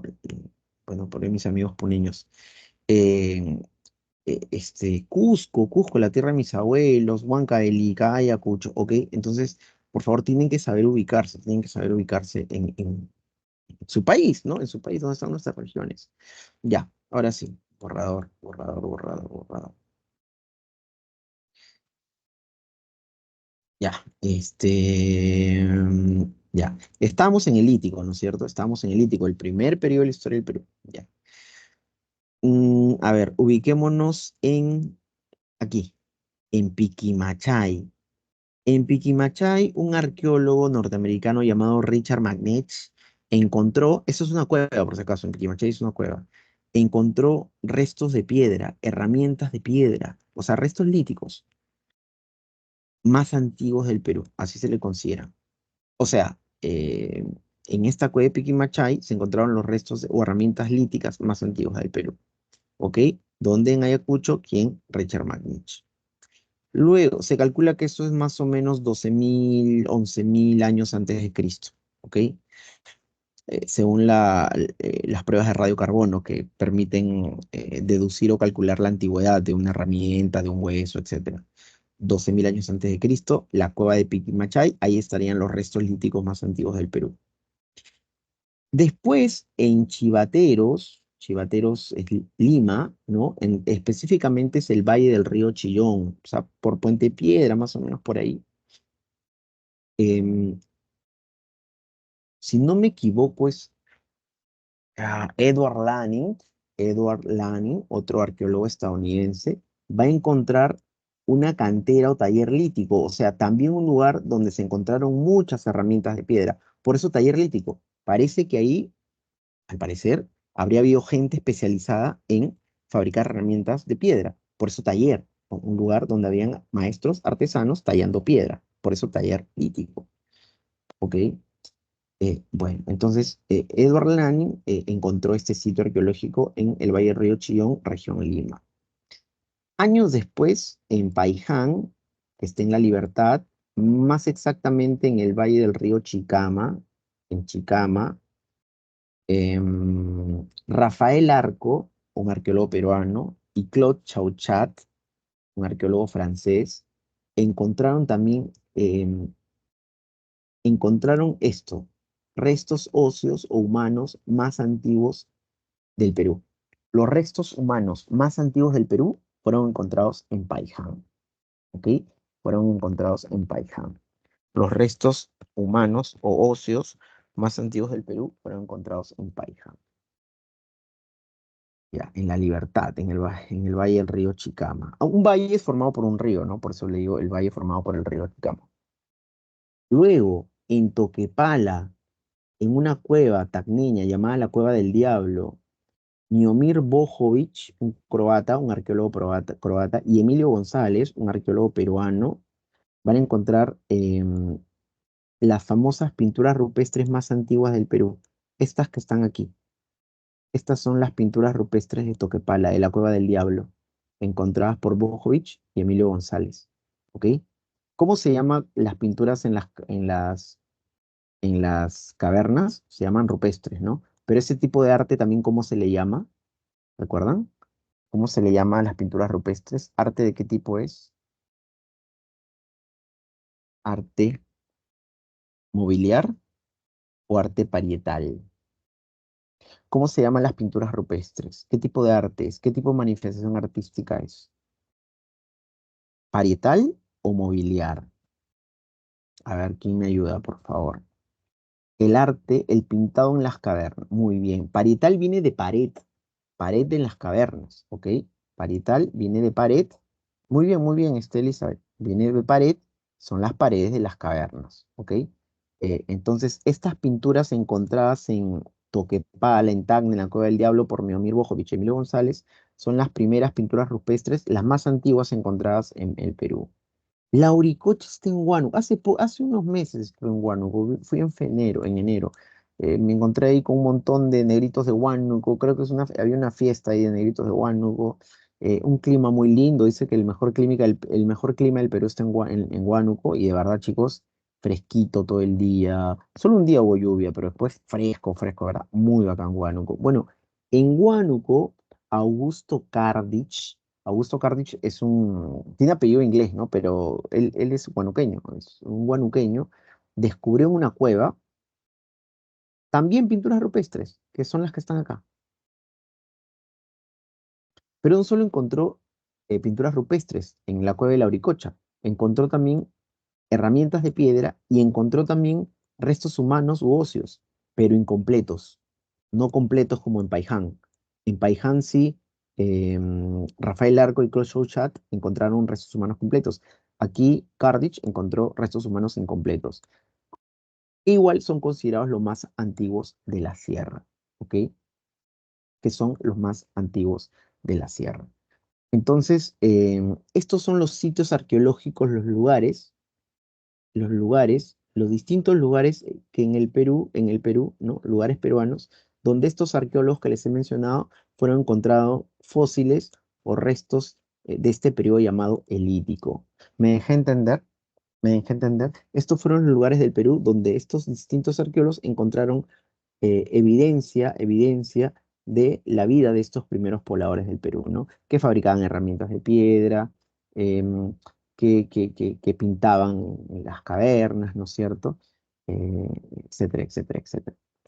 ¿Quedó claro, chicos, aquí? ¿Quedó claro? ¿Quedó claro? ¿Qué tal? ¿Se entendió, no es cierto? Ya, pasemos. Profesor, Pasemos al... se estaba refiriendo, Sí, sí, sí, te estaba escucho, te refiriendo escucho. a los primeros lugares del Perú que encontraron sitios arqueológicos, de las ciudades que usted mencionó. Claro, o sea, claro, el lugar más antiguo donde se cree que los restos líticos más antiguos fue Piquimachay en Ayacucho. No sé si esa es tu pregunta o quizás no te copié bien. A ver, repítamela, por favor, creo que no te copié bien. No, hablaba en general de las ciudades que usted estaba mencionando. Ah, sí, esos fueron los lugares donde estos arqueólogos encontraron estas evidencias que les he mencionado, ¿no? Herramientas de piedra, pinturas rupestres, em, qué sé yo, puntas, arpón, no arpón, sí, para pescar, ¿no es cierto? Entre otras cosas, restos humanos, ¿ok? A esos lugares se le llaman sitios arqueológicos, a los lugares donde hay evidencia de- de- material muy antigua, se les conoce como sitios arqueológicos, ¿ok? En estos distintos lugares del Perú. ¿Mm? Ya, no sé si te respondí tu pregunta. Recapitulo, en Piquimalchay están los restos de piedra más antiguos del Perú, en Paiján están los restos humanos óseos más antiguos del Perú y de la costa, porque Paiján es la costa, es la libertad, es el valle del río Chicama. En la Oricocha están los restos fósiles más antiguos de la sierra, ¿no? Porque Huánuco es sierra, y, y también hay pinturas rupestres y otras cosas, ¿no? Y en Toquepal están las famosas pinturas rupestres más antiguas del Perú también, ¿ok? Ahora sí pasemos, ¿no? Ahora hablemos del arcaico. Miren, recuerden que tanto el lítico como el arcaico, según la periodificación de Lumbreras, ¿dónde está Lumbreras? Acá está, ¿no? Voy a borrar esto. Seguimos utilizando la periodificación de lumbreras, ¿no es cierto? Ya hablamos del lítico, ahora vamos a hablar del arcaico, ¿ok? Ahora vamos a hablar del arcaico. El arcaico, según lumbreras, se divide en dos, el arcaico inferior y el arcaico superior, ¿ok? El arcaico inferior en la historia peruana vendría a ser algo así como nuestro mesolítico, ¿ok? ¿Recuerdan cuando yo les hablé la clase pasada? Acá dice, miren, semejante al periodo mesolítico de la historia universal. ¿Qué caracteriza el mesolítico? El mesolítico en la historia universal, así se le conoce en la historia universal, ¿no? Mesolítico, es el tránsito del Pleistoceno al Holoceno, ¿no es cierto? El clima en el mundo deja de ser frío y pasa a ser templado. El Holoceno es eso, es una época geológica donde el clima en la Tierra es templado y un poco caluroso, digamos, templado caluroso, ¿ok? En cambio el Pleistoceno hace mucho frío, hay glaciaciones. Bueno, en el Perú ese periodo de transición se le conoce como el periodo del Arcaico Inferior, así por lo menos le llama lumbreras a este periodo, ¿ok? El Arcaico Inferior, ¿no? Desarrollo del Holoceno durante una época de óptimo climático en el mundo, ¿no? Em, Como la forma de vida del ser humano empieza a cambiar en el mundo, también en el Perú. Los pobladores que viven en el Perú, al el clima cambiar, ¿no? Al ya ser el Holoceno, van a empezar a domesticar plantas y animales. ¿Cómo se llama la primera forma de domesticación de plantas? O también una suerte de agricultura temprana. ¿Cómo se le llama eso? Horticultura, ¿no es cierto? En el arcaico inferior aparece la horticultura. Muy bien, es con H por si acaso. Horticultura, ¿ya? Em, y también se empiezan a domesticar animales, ¿ok? En el mundo el primer animal perdón, el primer animal en ser domesticado es el perro, ¿no? Las ovejas en la media luna fértil, en el cercano oriente. En el Perú el primer animal en ser domesticado, después hablaré de esos primeros animalitos en ser domesticados en el Perú, ¿ok? Em, ¿Ya? Pero acá también van a empezar a domesticarse animales. Entonces aparece la horticultura, aparece la primera domesticación de animales. Si el ser humano ya está empezando a domesticar las plantas y los animales, deja el nomadismo o todavía a medias. Tampoco pasa al sedentarismo absoluto. Recuerden que el mesolítico como el arcaico inferior son periodos de transición. Entonces, aquí la vida del hombre va a ser seminómade. ¿Ok? Va a ser seminómade. Van a surgir las primeras aldeas también, claro, como el hombre ya es seminómade, más o menos ya se está quedando en un lugar fijo de residencia, van a aparecer las primeras aldeas, ¿ok? Y los que viven en la costa, los seres humanos que viven en la costa, bueno, van a desarrollar técnicas vinculadas a las redes de pesca, a la cestería, ¿ok? Acá también habrán dos tradiciones, la tradición costeña y la tradición serrana. Ah, por cierto, durante el Arcaico Inferior, la geografía peruana ya es como la actual.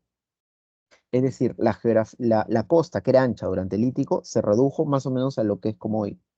La sierra, que era fría en el Lítico, en el Arcaico Inferior ya es como hoy también, ¿no es cierto? Con valles interandinos, con nieve, pero a partir de los 5.000 metros. ¿Ok? Y la selva también ya es como la que soy, ¿no? Frondosa, lleno de vegetación, etcétera, etcétera, etcétera. ¿Ok? Entonces, ya a partir del Holoceno, en esto que nosotros llamamos el Arcaico Inferior, la geografía peruana es como la conocemos actualmente, más o menos como la conocemos actualmente. ¿Me dejo entender? Ya. Pasemos a hablar de los principales sitios arqueológicos, o sea, donde se han encontrado evidencias de la vida de estos pobladores durante este periodo llamado el Arcaico Inferior, ¿ok? La más antigua, por ejemplo, Nanchoc, en Cajamarca, fue investigado por Tom Dillehite. Tom Dillehite, que es un estadounidense. En Nanchoc, en Cajamarca, Dillehite encontró la evidencia más antigua de horticultura. Se creen que estos fueron los primeros cultivos que el hombre empezó a dominar o domesticar, ¿ok? ¿Cuáles fueron estos? La calabaza, la quinoa, la oca y el maní. Estos fósiles de estos cultivos o semillas antiguas de estos cultivos fueron encontrados por Tom Dillehite en Nanchoc, en Cajamarca, y esa sería la evidencia más antigua temprana de horticultura en el Perú, donde además de Nanchoc se encontraron evidencias de primera forma de horticultura en Guitarrero, en Ancash. ¿Quién? Tomás Lynch. Tomás Lynch, un arqueólogo estadounidense que también encontró en Guitarrero, Ancash, evidencia, ¿no? ¿Qué encontró ahí? Frijol, ajís, ¿ok? Miren, el ají, entonces el ají son las primeras cosas que se cultivan en el Perú. La base de nuestra gastronomía son los ajíes, ¿no es cierto? Todas las comidas que yo preparo a veces, o que prepara mi hermana, están base de ají, no ají especial, ají amarillo, ají panca, ají mirasol.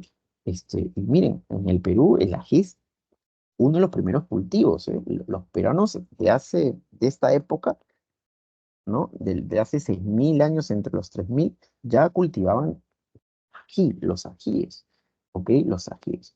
Entonces, ¿dónde está la horticultura más antigua? En Nanchoc. Y después de Nanchoc se ha encontrado en Guitarrero, Ancash. ¿Y cuál es la evidencia más antigua de domesticación animales? ¿Dónde se han encontrado fósiles de animales que se cree que fueron los primeros en ser domesticados en Telarmachay, Junín. Telarmachay es Tarma, para ser más exacto, es la provincia de Tarma que está en Junín. Ahí se encontró indicios, evidencias de la primera domesticación de camelios. San Marcos en el 2008 preguntó esto. Obviamente 2008 pregunta datera, recontra datera. ¿Cuáles fueron los primeros animales en ser domesticados? Y la respuesta era la llama y la alpaca. Pero en general, los camelios sudamericanos fueron los primeros animales en ser domesticados. O sea, incluiría vicuñas y guanacos. ¿Ok? A todo esto se le conoce como camélidos sudamericanos. Cuando los españoles llegaron al Perú en el siglo XVI, o sea, mucho después, les llamaban a ellos camellos sin joroba, les decían a los camellos sudamericanos, ¿no? A las llamitas, alpacas, les decían camellos sin joroba. De hecho, tienen algún vínculo, ya creo que son de la misma familia, los camelios y los camellos, o del mismo género, no creo, pero sí son de la misma familia. Así como nosotros con los chimpancés, ¿no? Con los gorilas, somos de la misma familia, la familia de los primates. Las llamas y los camellos también son de una misma familia. Bueno, entonces en Telarmachay se encontró la primera evidencia de domesticación inicial de animales, en este caso camelios. A ver, pregunta, chicos.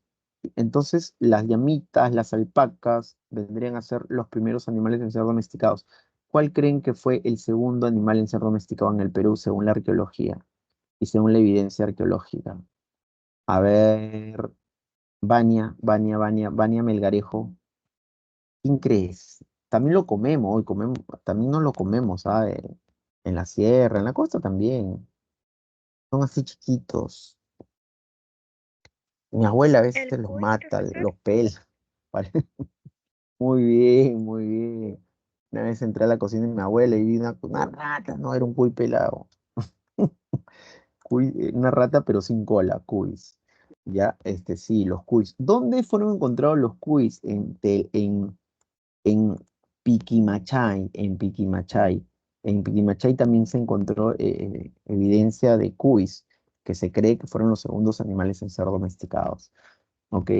En Santo Domingo, este sitio arqueológico que está en Ica, ¿no es cierto? Santo Domingo en Ica, fue investigado por el arqueólogo Federico Engels,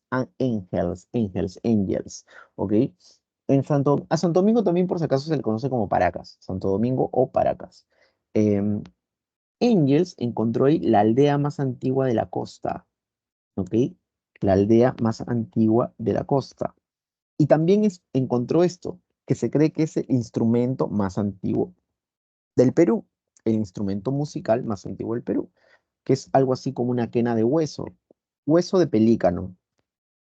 Y otra característica, estas casas o chozas, que según Engels son las aldeas más antiguas encontradas hasta hoy, tenían en algunos casos huesos de ballena.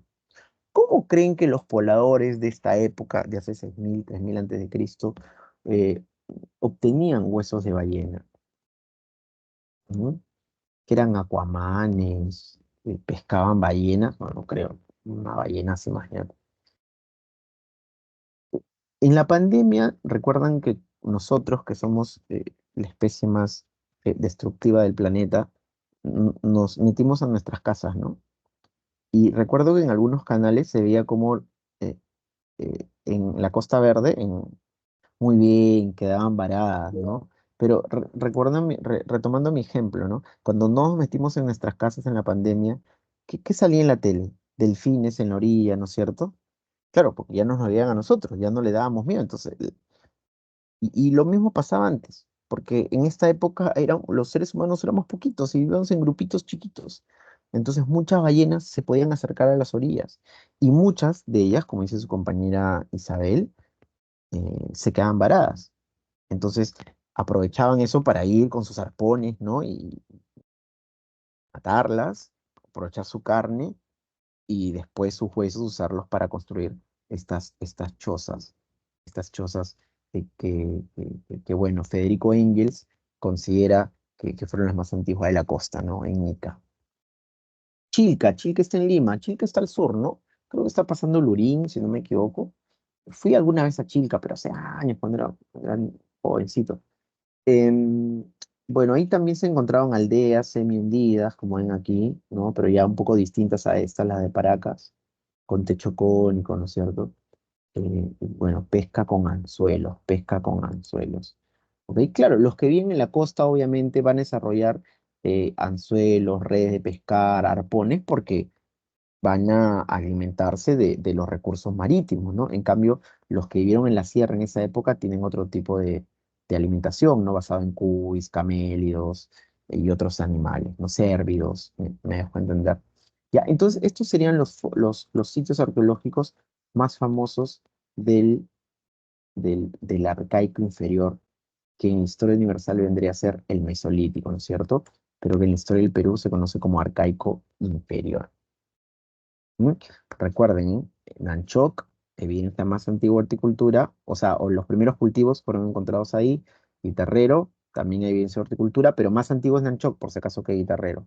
En Machay se cree que están los primeros animales de ser domesticados, llaman y alpacas, o caminos o americanos en general. Después vendría a ser el cuy, encontrado en Piquimachay 2. En Santo Domingo, pesca con redes, la aldea más antigua de la costa, bueno, y en Chilca de todo un poco. ¿Ya? Estos son los sitios arqueológicos, los lugares, repito, donde los arqueólogos han encontrado evidencia material y han deducido que ahí vivieron con estas formas de vida propias de ese periodo, ¿no? Que están aquí, el arcaico inferior. Claro, si hay aldeas es porque ya eran seminómades, ¿no es cierto? Si hay cultivos encontrados es porque ya empezaban a domesticar las plantas. Si hay evidencia de domesticación es porque se supone que ya, pues, ¿no? En este periodo ya se domesticaban animales también. El arcaico superior.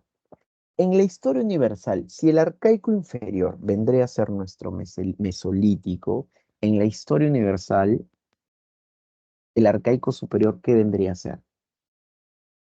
Chicos y chicas, si el arcaico inferior vendría a mirar ovnis, no sé a dónde vienen los ovnis. Bueno, si el arcaico, a ver, otra vez, muy bien, Jason. Si el arcaico inferior es nuestro mesolítico, el arcaico superior es nuestro. Chicos, nunca se olviden del neolítico. El neolítico es la revolución quizás más importante de toda la historia de la humanidad. Profesor, ¿cómo va a decir eso? ¿Que solo la agricultura? Sí, la agricultura transformó radicalmente nuestra forma de vida, radicalmente. La agricultura es un descubrimiento increíble. La horticultura es el primer paso, ¿no? La parte inicial, temprana. La agricultura ya es otra cosa, ya es producción intensiva, a gran escala, que genera excedentes que yo puedo guardar, intercambiar a través del trueque. De ahí surge el comercio, luego la moneda. Cuando surge la agricultura, aparecen las civilizaciones. Cuando aparecen las civilizaciones, aparecen las clases. Ah, quedó chico, mucha caída de 20. ¿Ya? La agricultura es otra cosa, porque las aldeas se transforman en ciudades. Aparecen los gobernantes, aparecen los que gobiernan, o sea, y los gobernados. Los gobernantes, los gobernados, clases sociales. Aparece la propiedad privada, la guerra. ¿Se dan cuenta? Todo se transforma, todo se transforma. El neolítico es clave.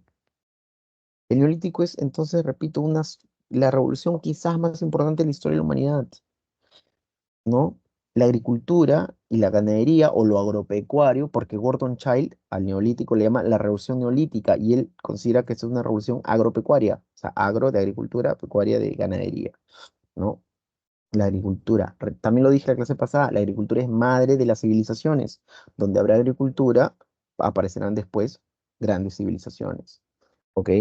La próxima clase, por ejemplo, de que es Historia Universal, vamos a hablar de las primeras grandes civilizaciones de la antigüedad.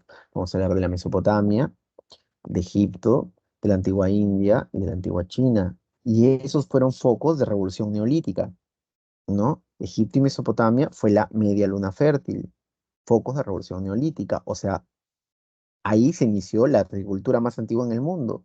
La India también, foco de revolución neolítica. En el Perú también, foco de revolución neolítica. Por eso aparece Caral, la civilización más antigua de América. Me dejo entender a la agricultura, madre de civilizaciones. Ok. Como dice Jason, la revolución, un chancay de 20, la revolución francesa al lado de la revolución neolítica. Ok. Ya, me emociono un poco, disculpen. Es que en serio, en serio, en serio. Ahora. Yuval Harari, esto también creo que se los comenté, ¿no? Decía que que fue una estafa la revolución neolítica, porque él cree que antes de la agricultura el ser humano vivía mejor. Claro, cuando hay ciudades, clases sociales, aparece la esclavitud también. La esclavitud cada vez que veo películas de esclavitud, no sé, digo, qué porquería hemos sido, ¿no? Cómo nos hemos tratado entre seres humanos. El esclavo era una cosa, tú lo comprabas en un mercado. ¿Ok? Profesor, pero yo he leído que había esclavos que vivían muy bien. Sí, o sea, depende de tu amo. Entonces, bueno, no, si hablamos de la antigüedad, te tocaba un amo basura, tu vida iba a ser basura. ¿Ok? Es como de los perritos, ¿no? Hay gente que quiere mucho a sus perritos, que los trata como seres humanos, inclusive, ¿no? Eh, este, pero en la antigüedad no. El esclavo no era considerado ni un humano siquiera. ¿Ya? Bueno, ya. El neolítico, el neolítico, el neolítico. El neolítico. El neolítico, en el caso peruano, repito, es nuestro arcaico superior. Nuestro arcaico superior. Acá está la cronología, ¿no? Más o menos los 3000 a los 1700 antes de Cristo. En en el arcaico inferior hay horticultura. En el arcaico superior ya hay agricultura y hay ganadería. O sea, ya apareció acá lo agropecuario. Y como el hombre ya no depende de la naturaleza, su economía deja de ser parasitaria, deja de ser de subsistencia. Ahora el hombre produce. Por eso dice aquí economía productiva, ¿no? Como produce tanto, como es un tipo de agricultura intensiva, sobrará sus productos y los intercambiará. Aparece el trueque debido al excedente productivo. Eso que les acabo de decir hace un ratito está acá. Como ya domina completamente la planta y los animales, las plantas y los animales, ya no tiene que ser semisedentario. En el arquetipo superior, el hombre peruano se vuelve sedentario, plenamente sedentario. Crece la población. Las bandas se convierten en clanes y el clan andino se llama Ayllu. ¿Qué es un Ayllu? ¿Qué es un clan andino? Bueno, el clan andino se llama Ayllu, ¿no? Un clan a lo peruano es Ayllu. ¿Qué caracteriza un clan o un Ayllu? La idea de que todos los miembros de ese clan son familia, tienen un antepasado en común, ¿ok? Surgimiento de las élites sacerdotales. Ellos serán en el Perú los primeros en tener poder político, es decir, las clases altas, las élites en el Perú, o sea, los que tienen poder político, serán primero los sacerdotes. Por eso a los primeros gobiernos se les conoce como gobiernos teocráticos, kratos poder, teo Dios, ¿ok? Y estos sacerdotes además van a ser especialistas y van a ser sabios, digamos, ¿ok? El poder que tienen no es solo porque supuestamente representan a los dioses en la tierra, sino porque esos señores son sabios. Y saber es poder, conocer es poder. Por eso estás en la universidad, ¿o no? El conocimiento bueno, pretendes ingresar a la universidad, disculpe, me equivoqué. Por eso pretendes ingresar a la universidad. El conocimiento que adquirirás te dará poder, no sé, para la empresa que trabajes, tu conocimiento será poder económico, político, el que tú quieras, ¿ok? Saber es poder. A la gente que mucho sabe también y que descubre cosas, a veces, ¿no? Muere misteriosamente. Em, bueno, bueno, a los poderosos no les gusta a veces que la gente sepa mucho, ¿no?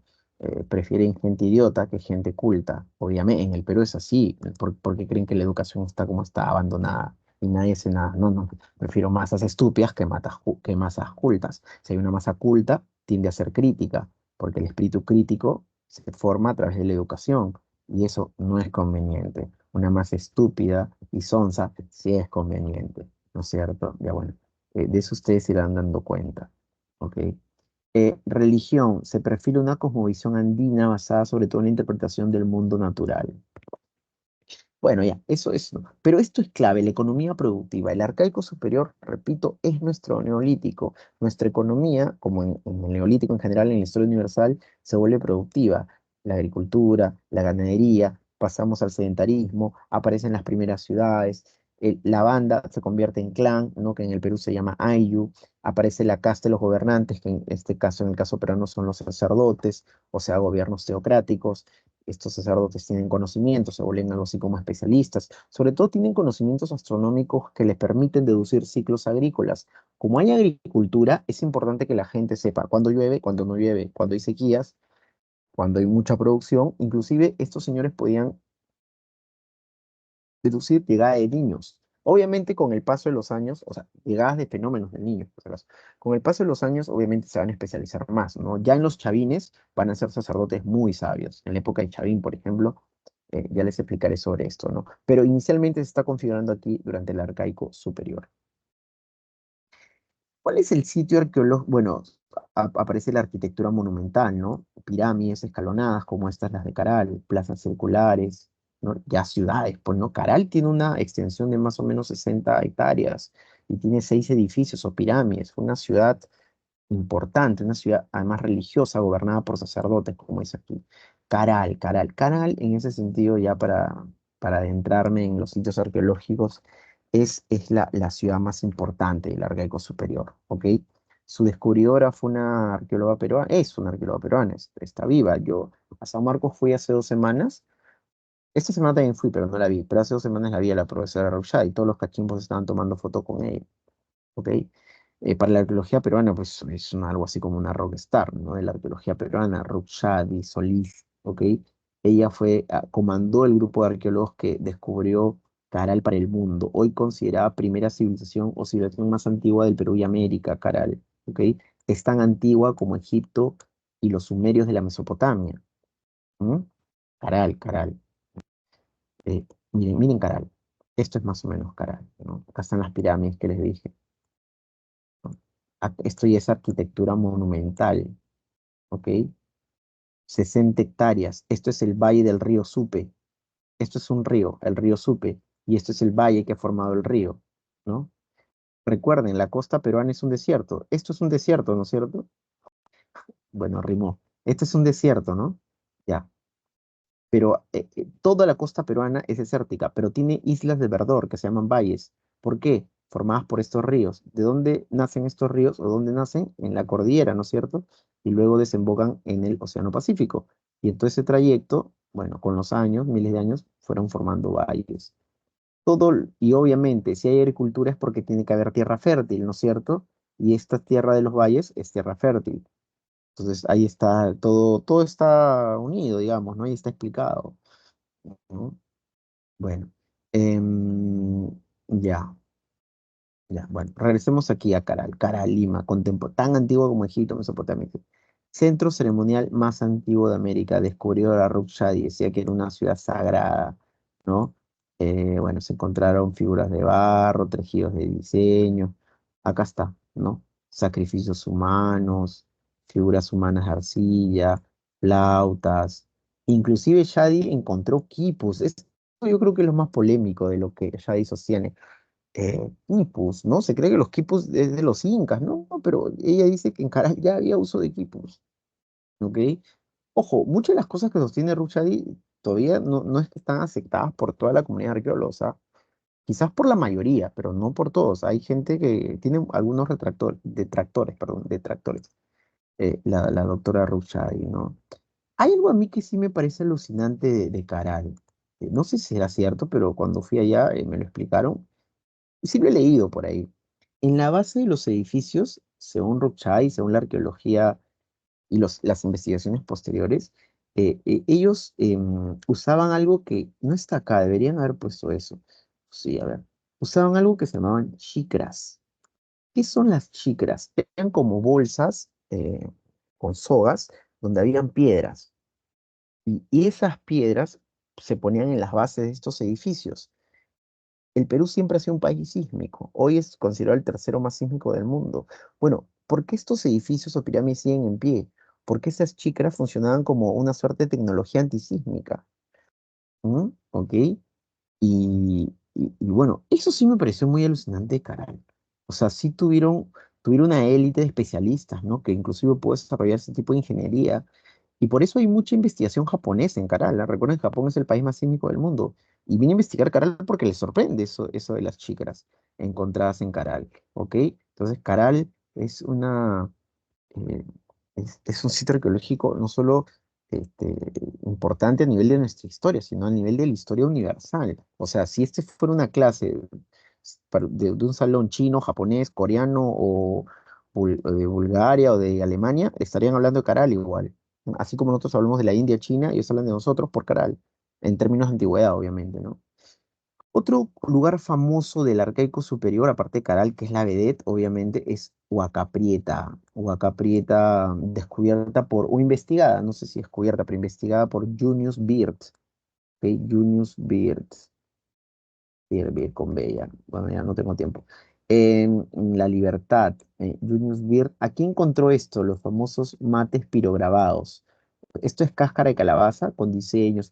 Esto no es cerámica, esto es cáscara de calabaza, pero ya aquí empezaron a diseñar sobre esta cáscara de calabaza disecada, digamos. Y también se encontró este famoso tejido, que es considerado el tejido más antiguo del Perú. Acá hay un diseño de un cóndor y un algodón.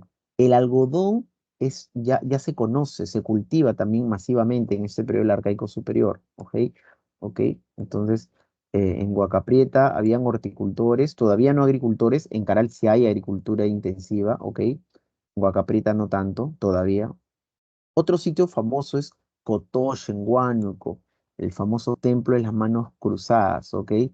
Em, yo he ido a Cotoche, les comenté que fui a Huánuco, ¿no? Ya bueno, fui a Cotoche, fui a la Auricocha.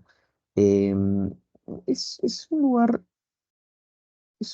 está igual, el Cotoche está cerca de un río, en un valle, también es el valle interandino creado ahí en Huánuco. Y bueno, esto supuestamente representa la dualidad, es em, es barro cocido, ¿ok? Estas manos cruzadas son varias manos cruzadas alrededor de un recinto, que es como un cuarto grande, ¿ok? Y hay varios de estas manitas cruzadas ahí en las paredes. Obviamente las del lugar, del sitio actual en Huánuco son réplicas, las originales deben estar en museos, quizás en otros países inclusive. Y Áspero en Lima es otro sitio arqueológico que es más conocido por sus huacas, Huaca de los sacrificios y Huaca de los ídolos, ¿no? Han encontrado ahí evidencia de sacrificios humanos. Creo que alguien me quería hacer una pregunta. ¿Algo por ahí? No, allá. Por favor, pueden interrumpirme, no hay ningún problema. Economía y Caral Supe, ¿no? Bueno, dice desarrollo de economía agrícola, esto ya les dije, creo. La economía Caral se cree que era una economía interconectada, o sea, ya desde la época de Caral había un intercambio comercial con la sierra e inclusive hasta la Amazonía, porque se han encontrado también evidencia, piel de animales, plumas de la Amazonía, ¿ven acá? Piel de primates, plumas, aves, túmulo, Amazonía. Inclusive se han encontrado conchas Spondylus, que los chinchas después, mucho tiempo después, traían desde el Ecuador. ¿Cómo en la época de Caral hay conchas Spondylus? O sea, ya había también navegación quizás hasta el Ecuador, porque de ahí son las conchas Spondylus, ¿ok? Entonces, Caral todavía es un sitio, una cultura, un estado prístino, también se le llama o se le conoce, que todavía tiene muchas cosas por decirnos, ¿ok? Ya, ahora sí, lo último para terminar. Teoría sobre el origen de la civilización andina. Teoría sobre el origen de la civilización. En primer lugar, dice civilización andina porque am, eso ahora puede estar cuestionado, pero antes, cuando se hablaba de una civilización, de un pueblo sofisticado, digamos, con un desarrollo sofisticado, había algo que este pueblo tenía que tener como condición sine qua non para ser considerado una civilización, como condición em, sine qua non, o sea, como condición única, que es la cerámica. Por ejemplo, en Caral puede haber todo. Puede haber chicras, puede haber tejidos, puede haber escultura de barro, instrumentos musicales, templos, ¿no es cierto? Pirámides, arquitectura monumental, pero no hay cerámica. Pero no hay cerámica. Y para la arqueología peruana, la cerámica, sobre todo antes, ya eso hoy, como repito, puede ser cuestionado, pero antes, de manera clásica, la cerámica era un indicador fundamental cuando se habla de civilizaciones. Ya de altas culturas también se le conoce a las civilizaciones, como altas culturas, ¿no? O civilización. Entonces aparecen una serie de teorías, ya como le dije, del siglo pasado, del siglo XX. Se cree que las conchas cuando llegaban con el fenómeno del niño, ese es cierto, profesor, llegaban con el fenómeno del niño.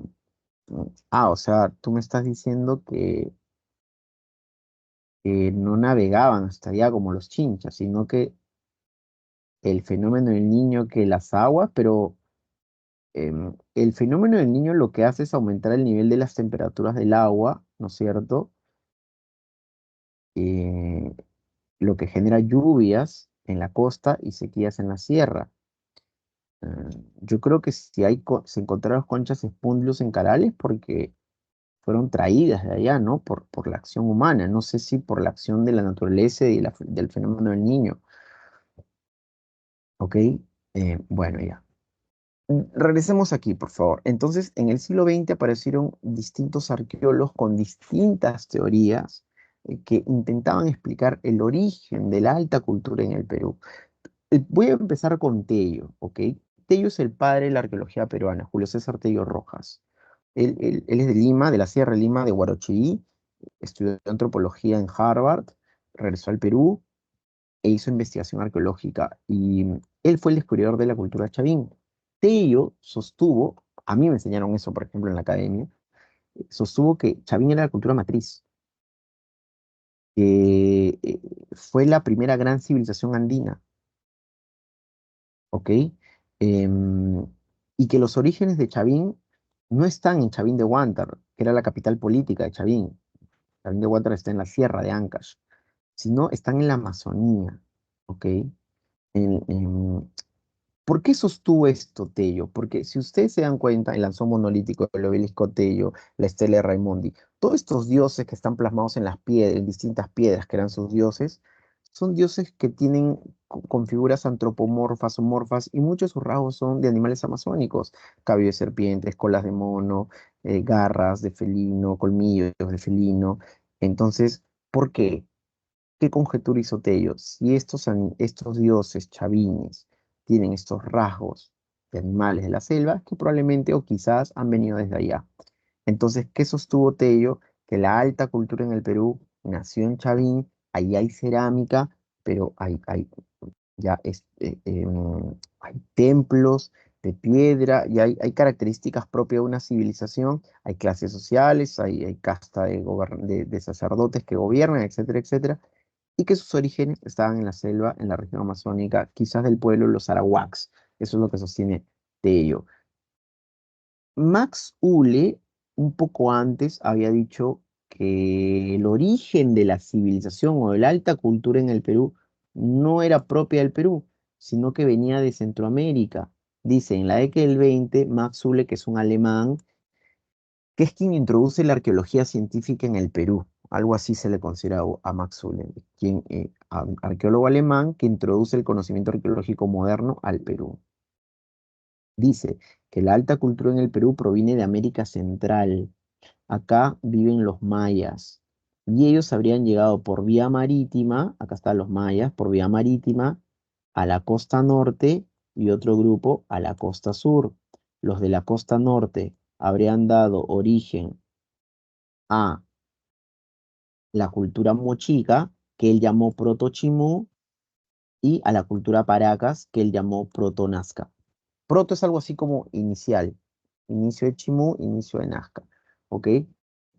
¿En qué se basó? Bueno, sobre todo en la arquitectura piramidal, ¿ok? Cahuachi, por ejemplo, tiene una arquitectura que dice Max Uhle, sostuvo él, parecía la arquitectura maya. Cahuachi es algo así como la capital de los nazcas. Y en Proto Chimú igual, observa la huaca del sol, la huaca de la luna en los mochicas, parecidas a la arquitectura o a las técnicas en las construcciones de los mayas, ¿ok? Entonces, para Max Uhle, la civilización, la alta cultura vino desde Centroamérica de los mayas, ¿no es cierto? Para Julio César Tello, no. La alta cultura en el Perú, la primera civilización. Ojo, todas estas teorías son antes de Caral. Tello no sabía que existía Caral. Maxwell no sabía que existía Caral.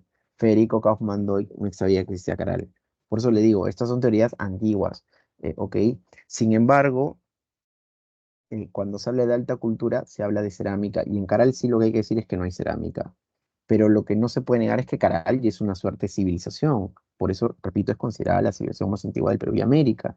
Pero no hay cerámica, porque ese era el criterio utilizado antes por los arqueólogos cuando se hablaba de alta cultura o de civilizaciones. Espero no confundirlos, pero por ahí va la idea. Federico Kaufmann Doig es un peruano, por si acaso, su apellido es gringo, pero es peruano, ¿ok? Kaufmann Doig sostiene, ya murió el doctor, creo que sí, ya falleció, está vivo, en todo caso estará viejito. Federico Kaufmann Doig sostuvo que la alta cultura no viene ni de los mayas, ni se originó autóctonamente, sino que proviene de una región del Ecuador llamada Valdivia, porque en Valdivia, en Ecuador, se encontró la cerámica más antigua de América.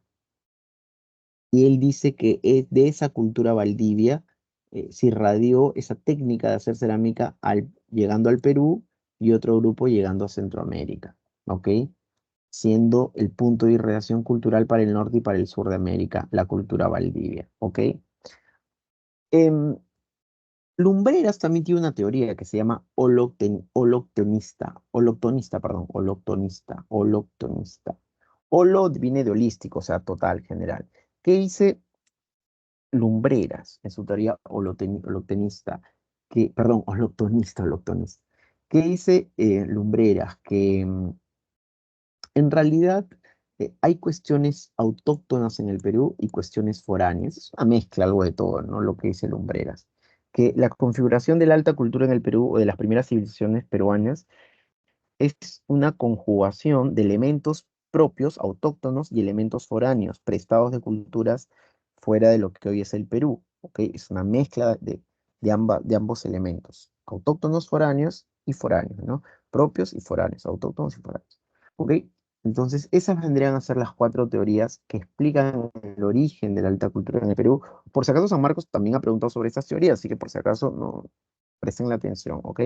La inmigracionista Max Zule, alemán, la autoctonista del peruano Julio Certella Rojas, para la biología peruana, la del peruano Federico Kaufmann y la del otro peruano Luis Guillermo Lumbreras y su teoría hologenista. Bueno, chicos, se termina la clase del día de hoy. Me dan un segundo, les voy a dictar las claves. Les dicté las claves de la semana pasada. Por favor, ayúdenme. No, porque en la semana pasada me faltó tiempo, fue un locón para mí. ¿Pueden corroborarme si le dicté las claves de la semana pasada? Un ratito, a ver, mensaje, chat. Un ratito. Que no sé por qué me aparecen unos mensajes que no tienen nada que ver. Ah, no, no creo. Ya, igual les dicto ambas claves, ¿ya? Vamos a empezar por las claves de la semana pasada, que creo que no les dicté porque el tiempo me quedó chico y mi computadora estaba lentísima porque no la había reiniciado, la tenía muchos días prendida. Les dicto las claves de la semana pasada, ¿ok? Ojo, voy a dictarles ahorita mismo, ya, les dicto las claves de la semana 1. Ah, por si acaso, ahorita voy a dictar las clases de la semana 1, no se equivoquen, ¿ah? La pregunta 1 sería la alternativa A, ¿ok? La pregunta es sobre el griego Herodoto, es considerado el padre de la historia, clave A. ¿M? Respuesta A sería 1 y 3. En la pregunta 2 dice, la hominización fue un proceso evolutivo de transformación progresiva. 2. Respuesta D de dedo. La 2 es D de dedo, D de duda. Ya, sería 1, 2 y 3. Pregunta 3. Durante el Paleolítico, las regiones cercanas a los polos. Respuesta C de casa. Respuesta C de casa. Respuesta C de casa. 4. Hace aproximadamente el año 8000 a.C. se inició el Neolítico, última etapa de la Edad de Piedra. 4. Respuesta B de beso. Respuesta B de beso. Respuesta B de burro. Ya sería agrícola, sedentario y productora. 5. El segundo periodo de los metales fue el de bronce. Durante este periodo, vaya, 5A de avión, 5A de avión, 5A de avión. Repito, esas son las preguntas de la semana pasada. ¿Hasta qué hora duraba la clase de hoy, chicos? Creo que ya me he pasado. Tengo que irme a otro trabajo. Ya. Me he pasado, ¿no? Y ustedes no me avisan. Creo que era hasta la 1:30 la clase, ¿o no? Yo estoy como tonto, confiado. Ya, bueno, ya. Al toque, le dicto las claves de esta semana. Deben avisarme, pues chicos. Ahora voy a llegar tarde a mi trabajo. Uno. No, disculpen, es mi responsabilidad, me he equivocado. Uno, B de beso. Uno, B de beso. La clave es de hoy, ¿ah? De hoy, hoy. Dos, D de dedo. Dos, D de dedo. Tres, E de elefante. Tres, E de elefante. Cuatro, C de casa. Cuatro, C de casa. Cinco, A de avión. Cinco, A de avión. Sí, me pasé. Ven a avisar, pues chicos, pero voy a tardar en mi trabajo, me van a descontar. Ya no importa. Un abrazo, nos vemos, cuídense. Un abrazo. Ahora sí tengo que seguirme volando. Chao, gracias, gracias, gracias. Nos vemos, chicos. La dos de esta semana, ¿no? La dos de esta semana es, un segundo. Dos de dedo, dos de dedo. Ah, sí, dos de dedo. Chao, chao, chao, cuídense, un abrazo.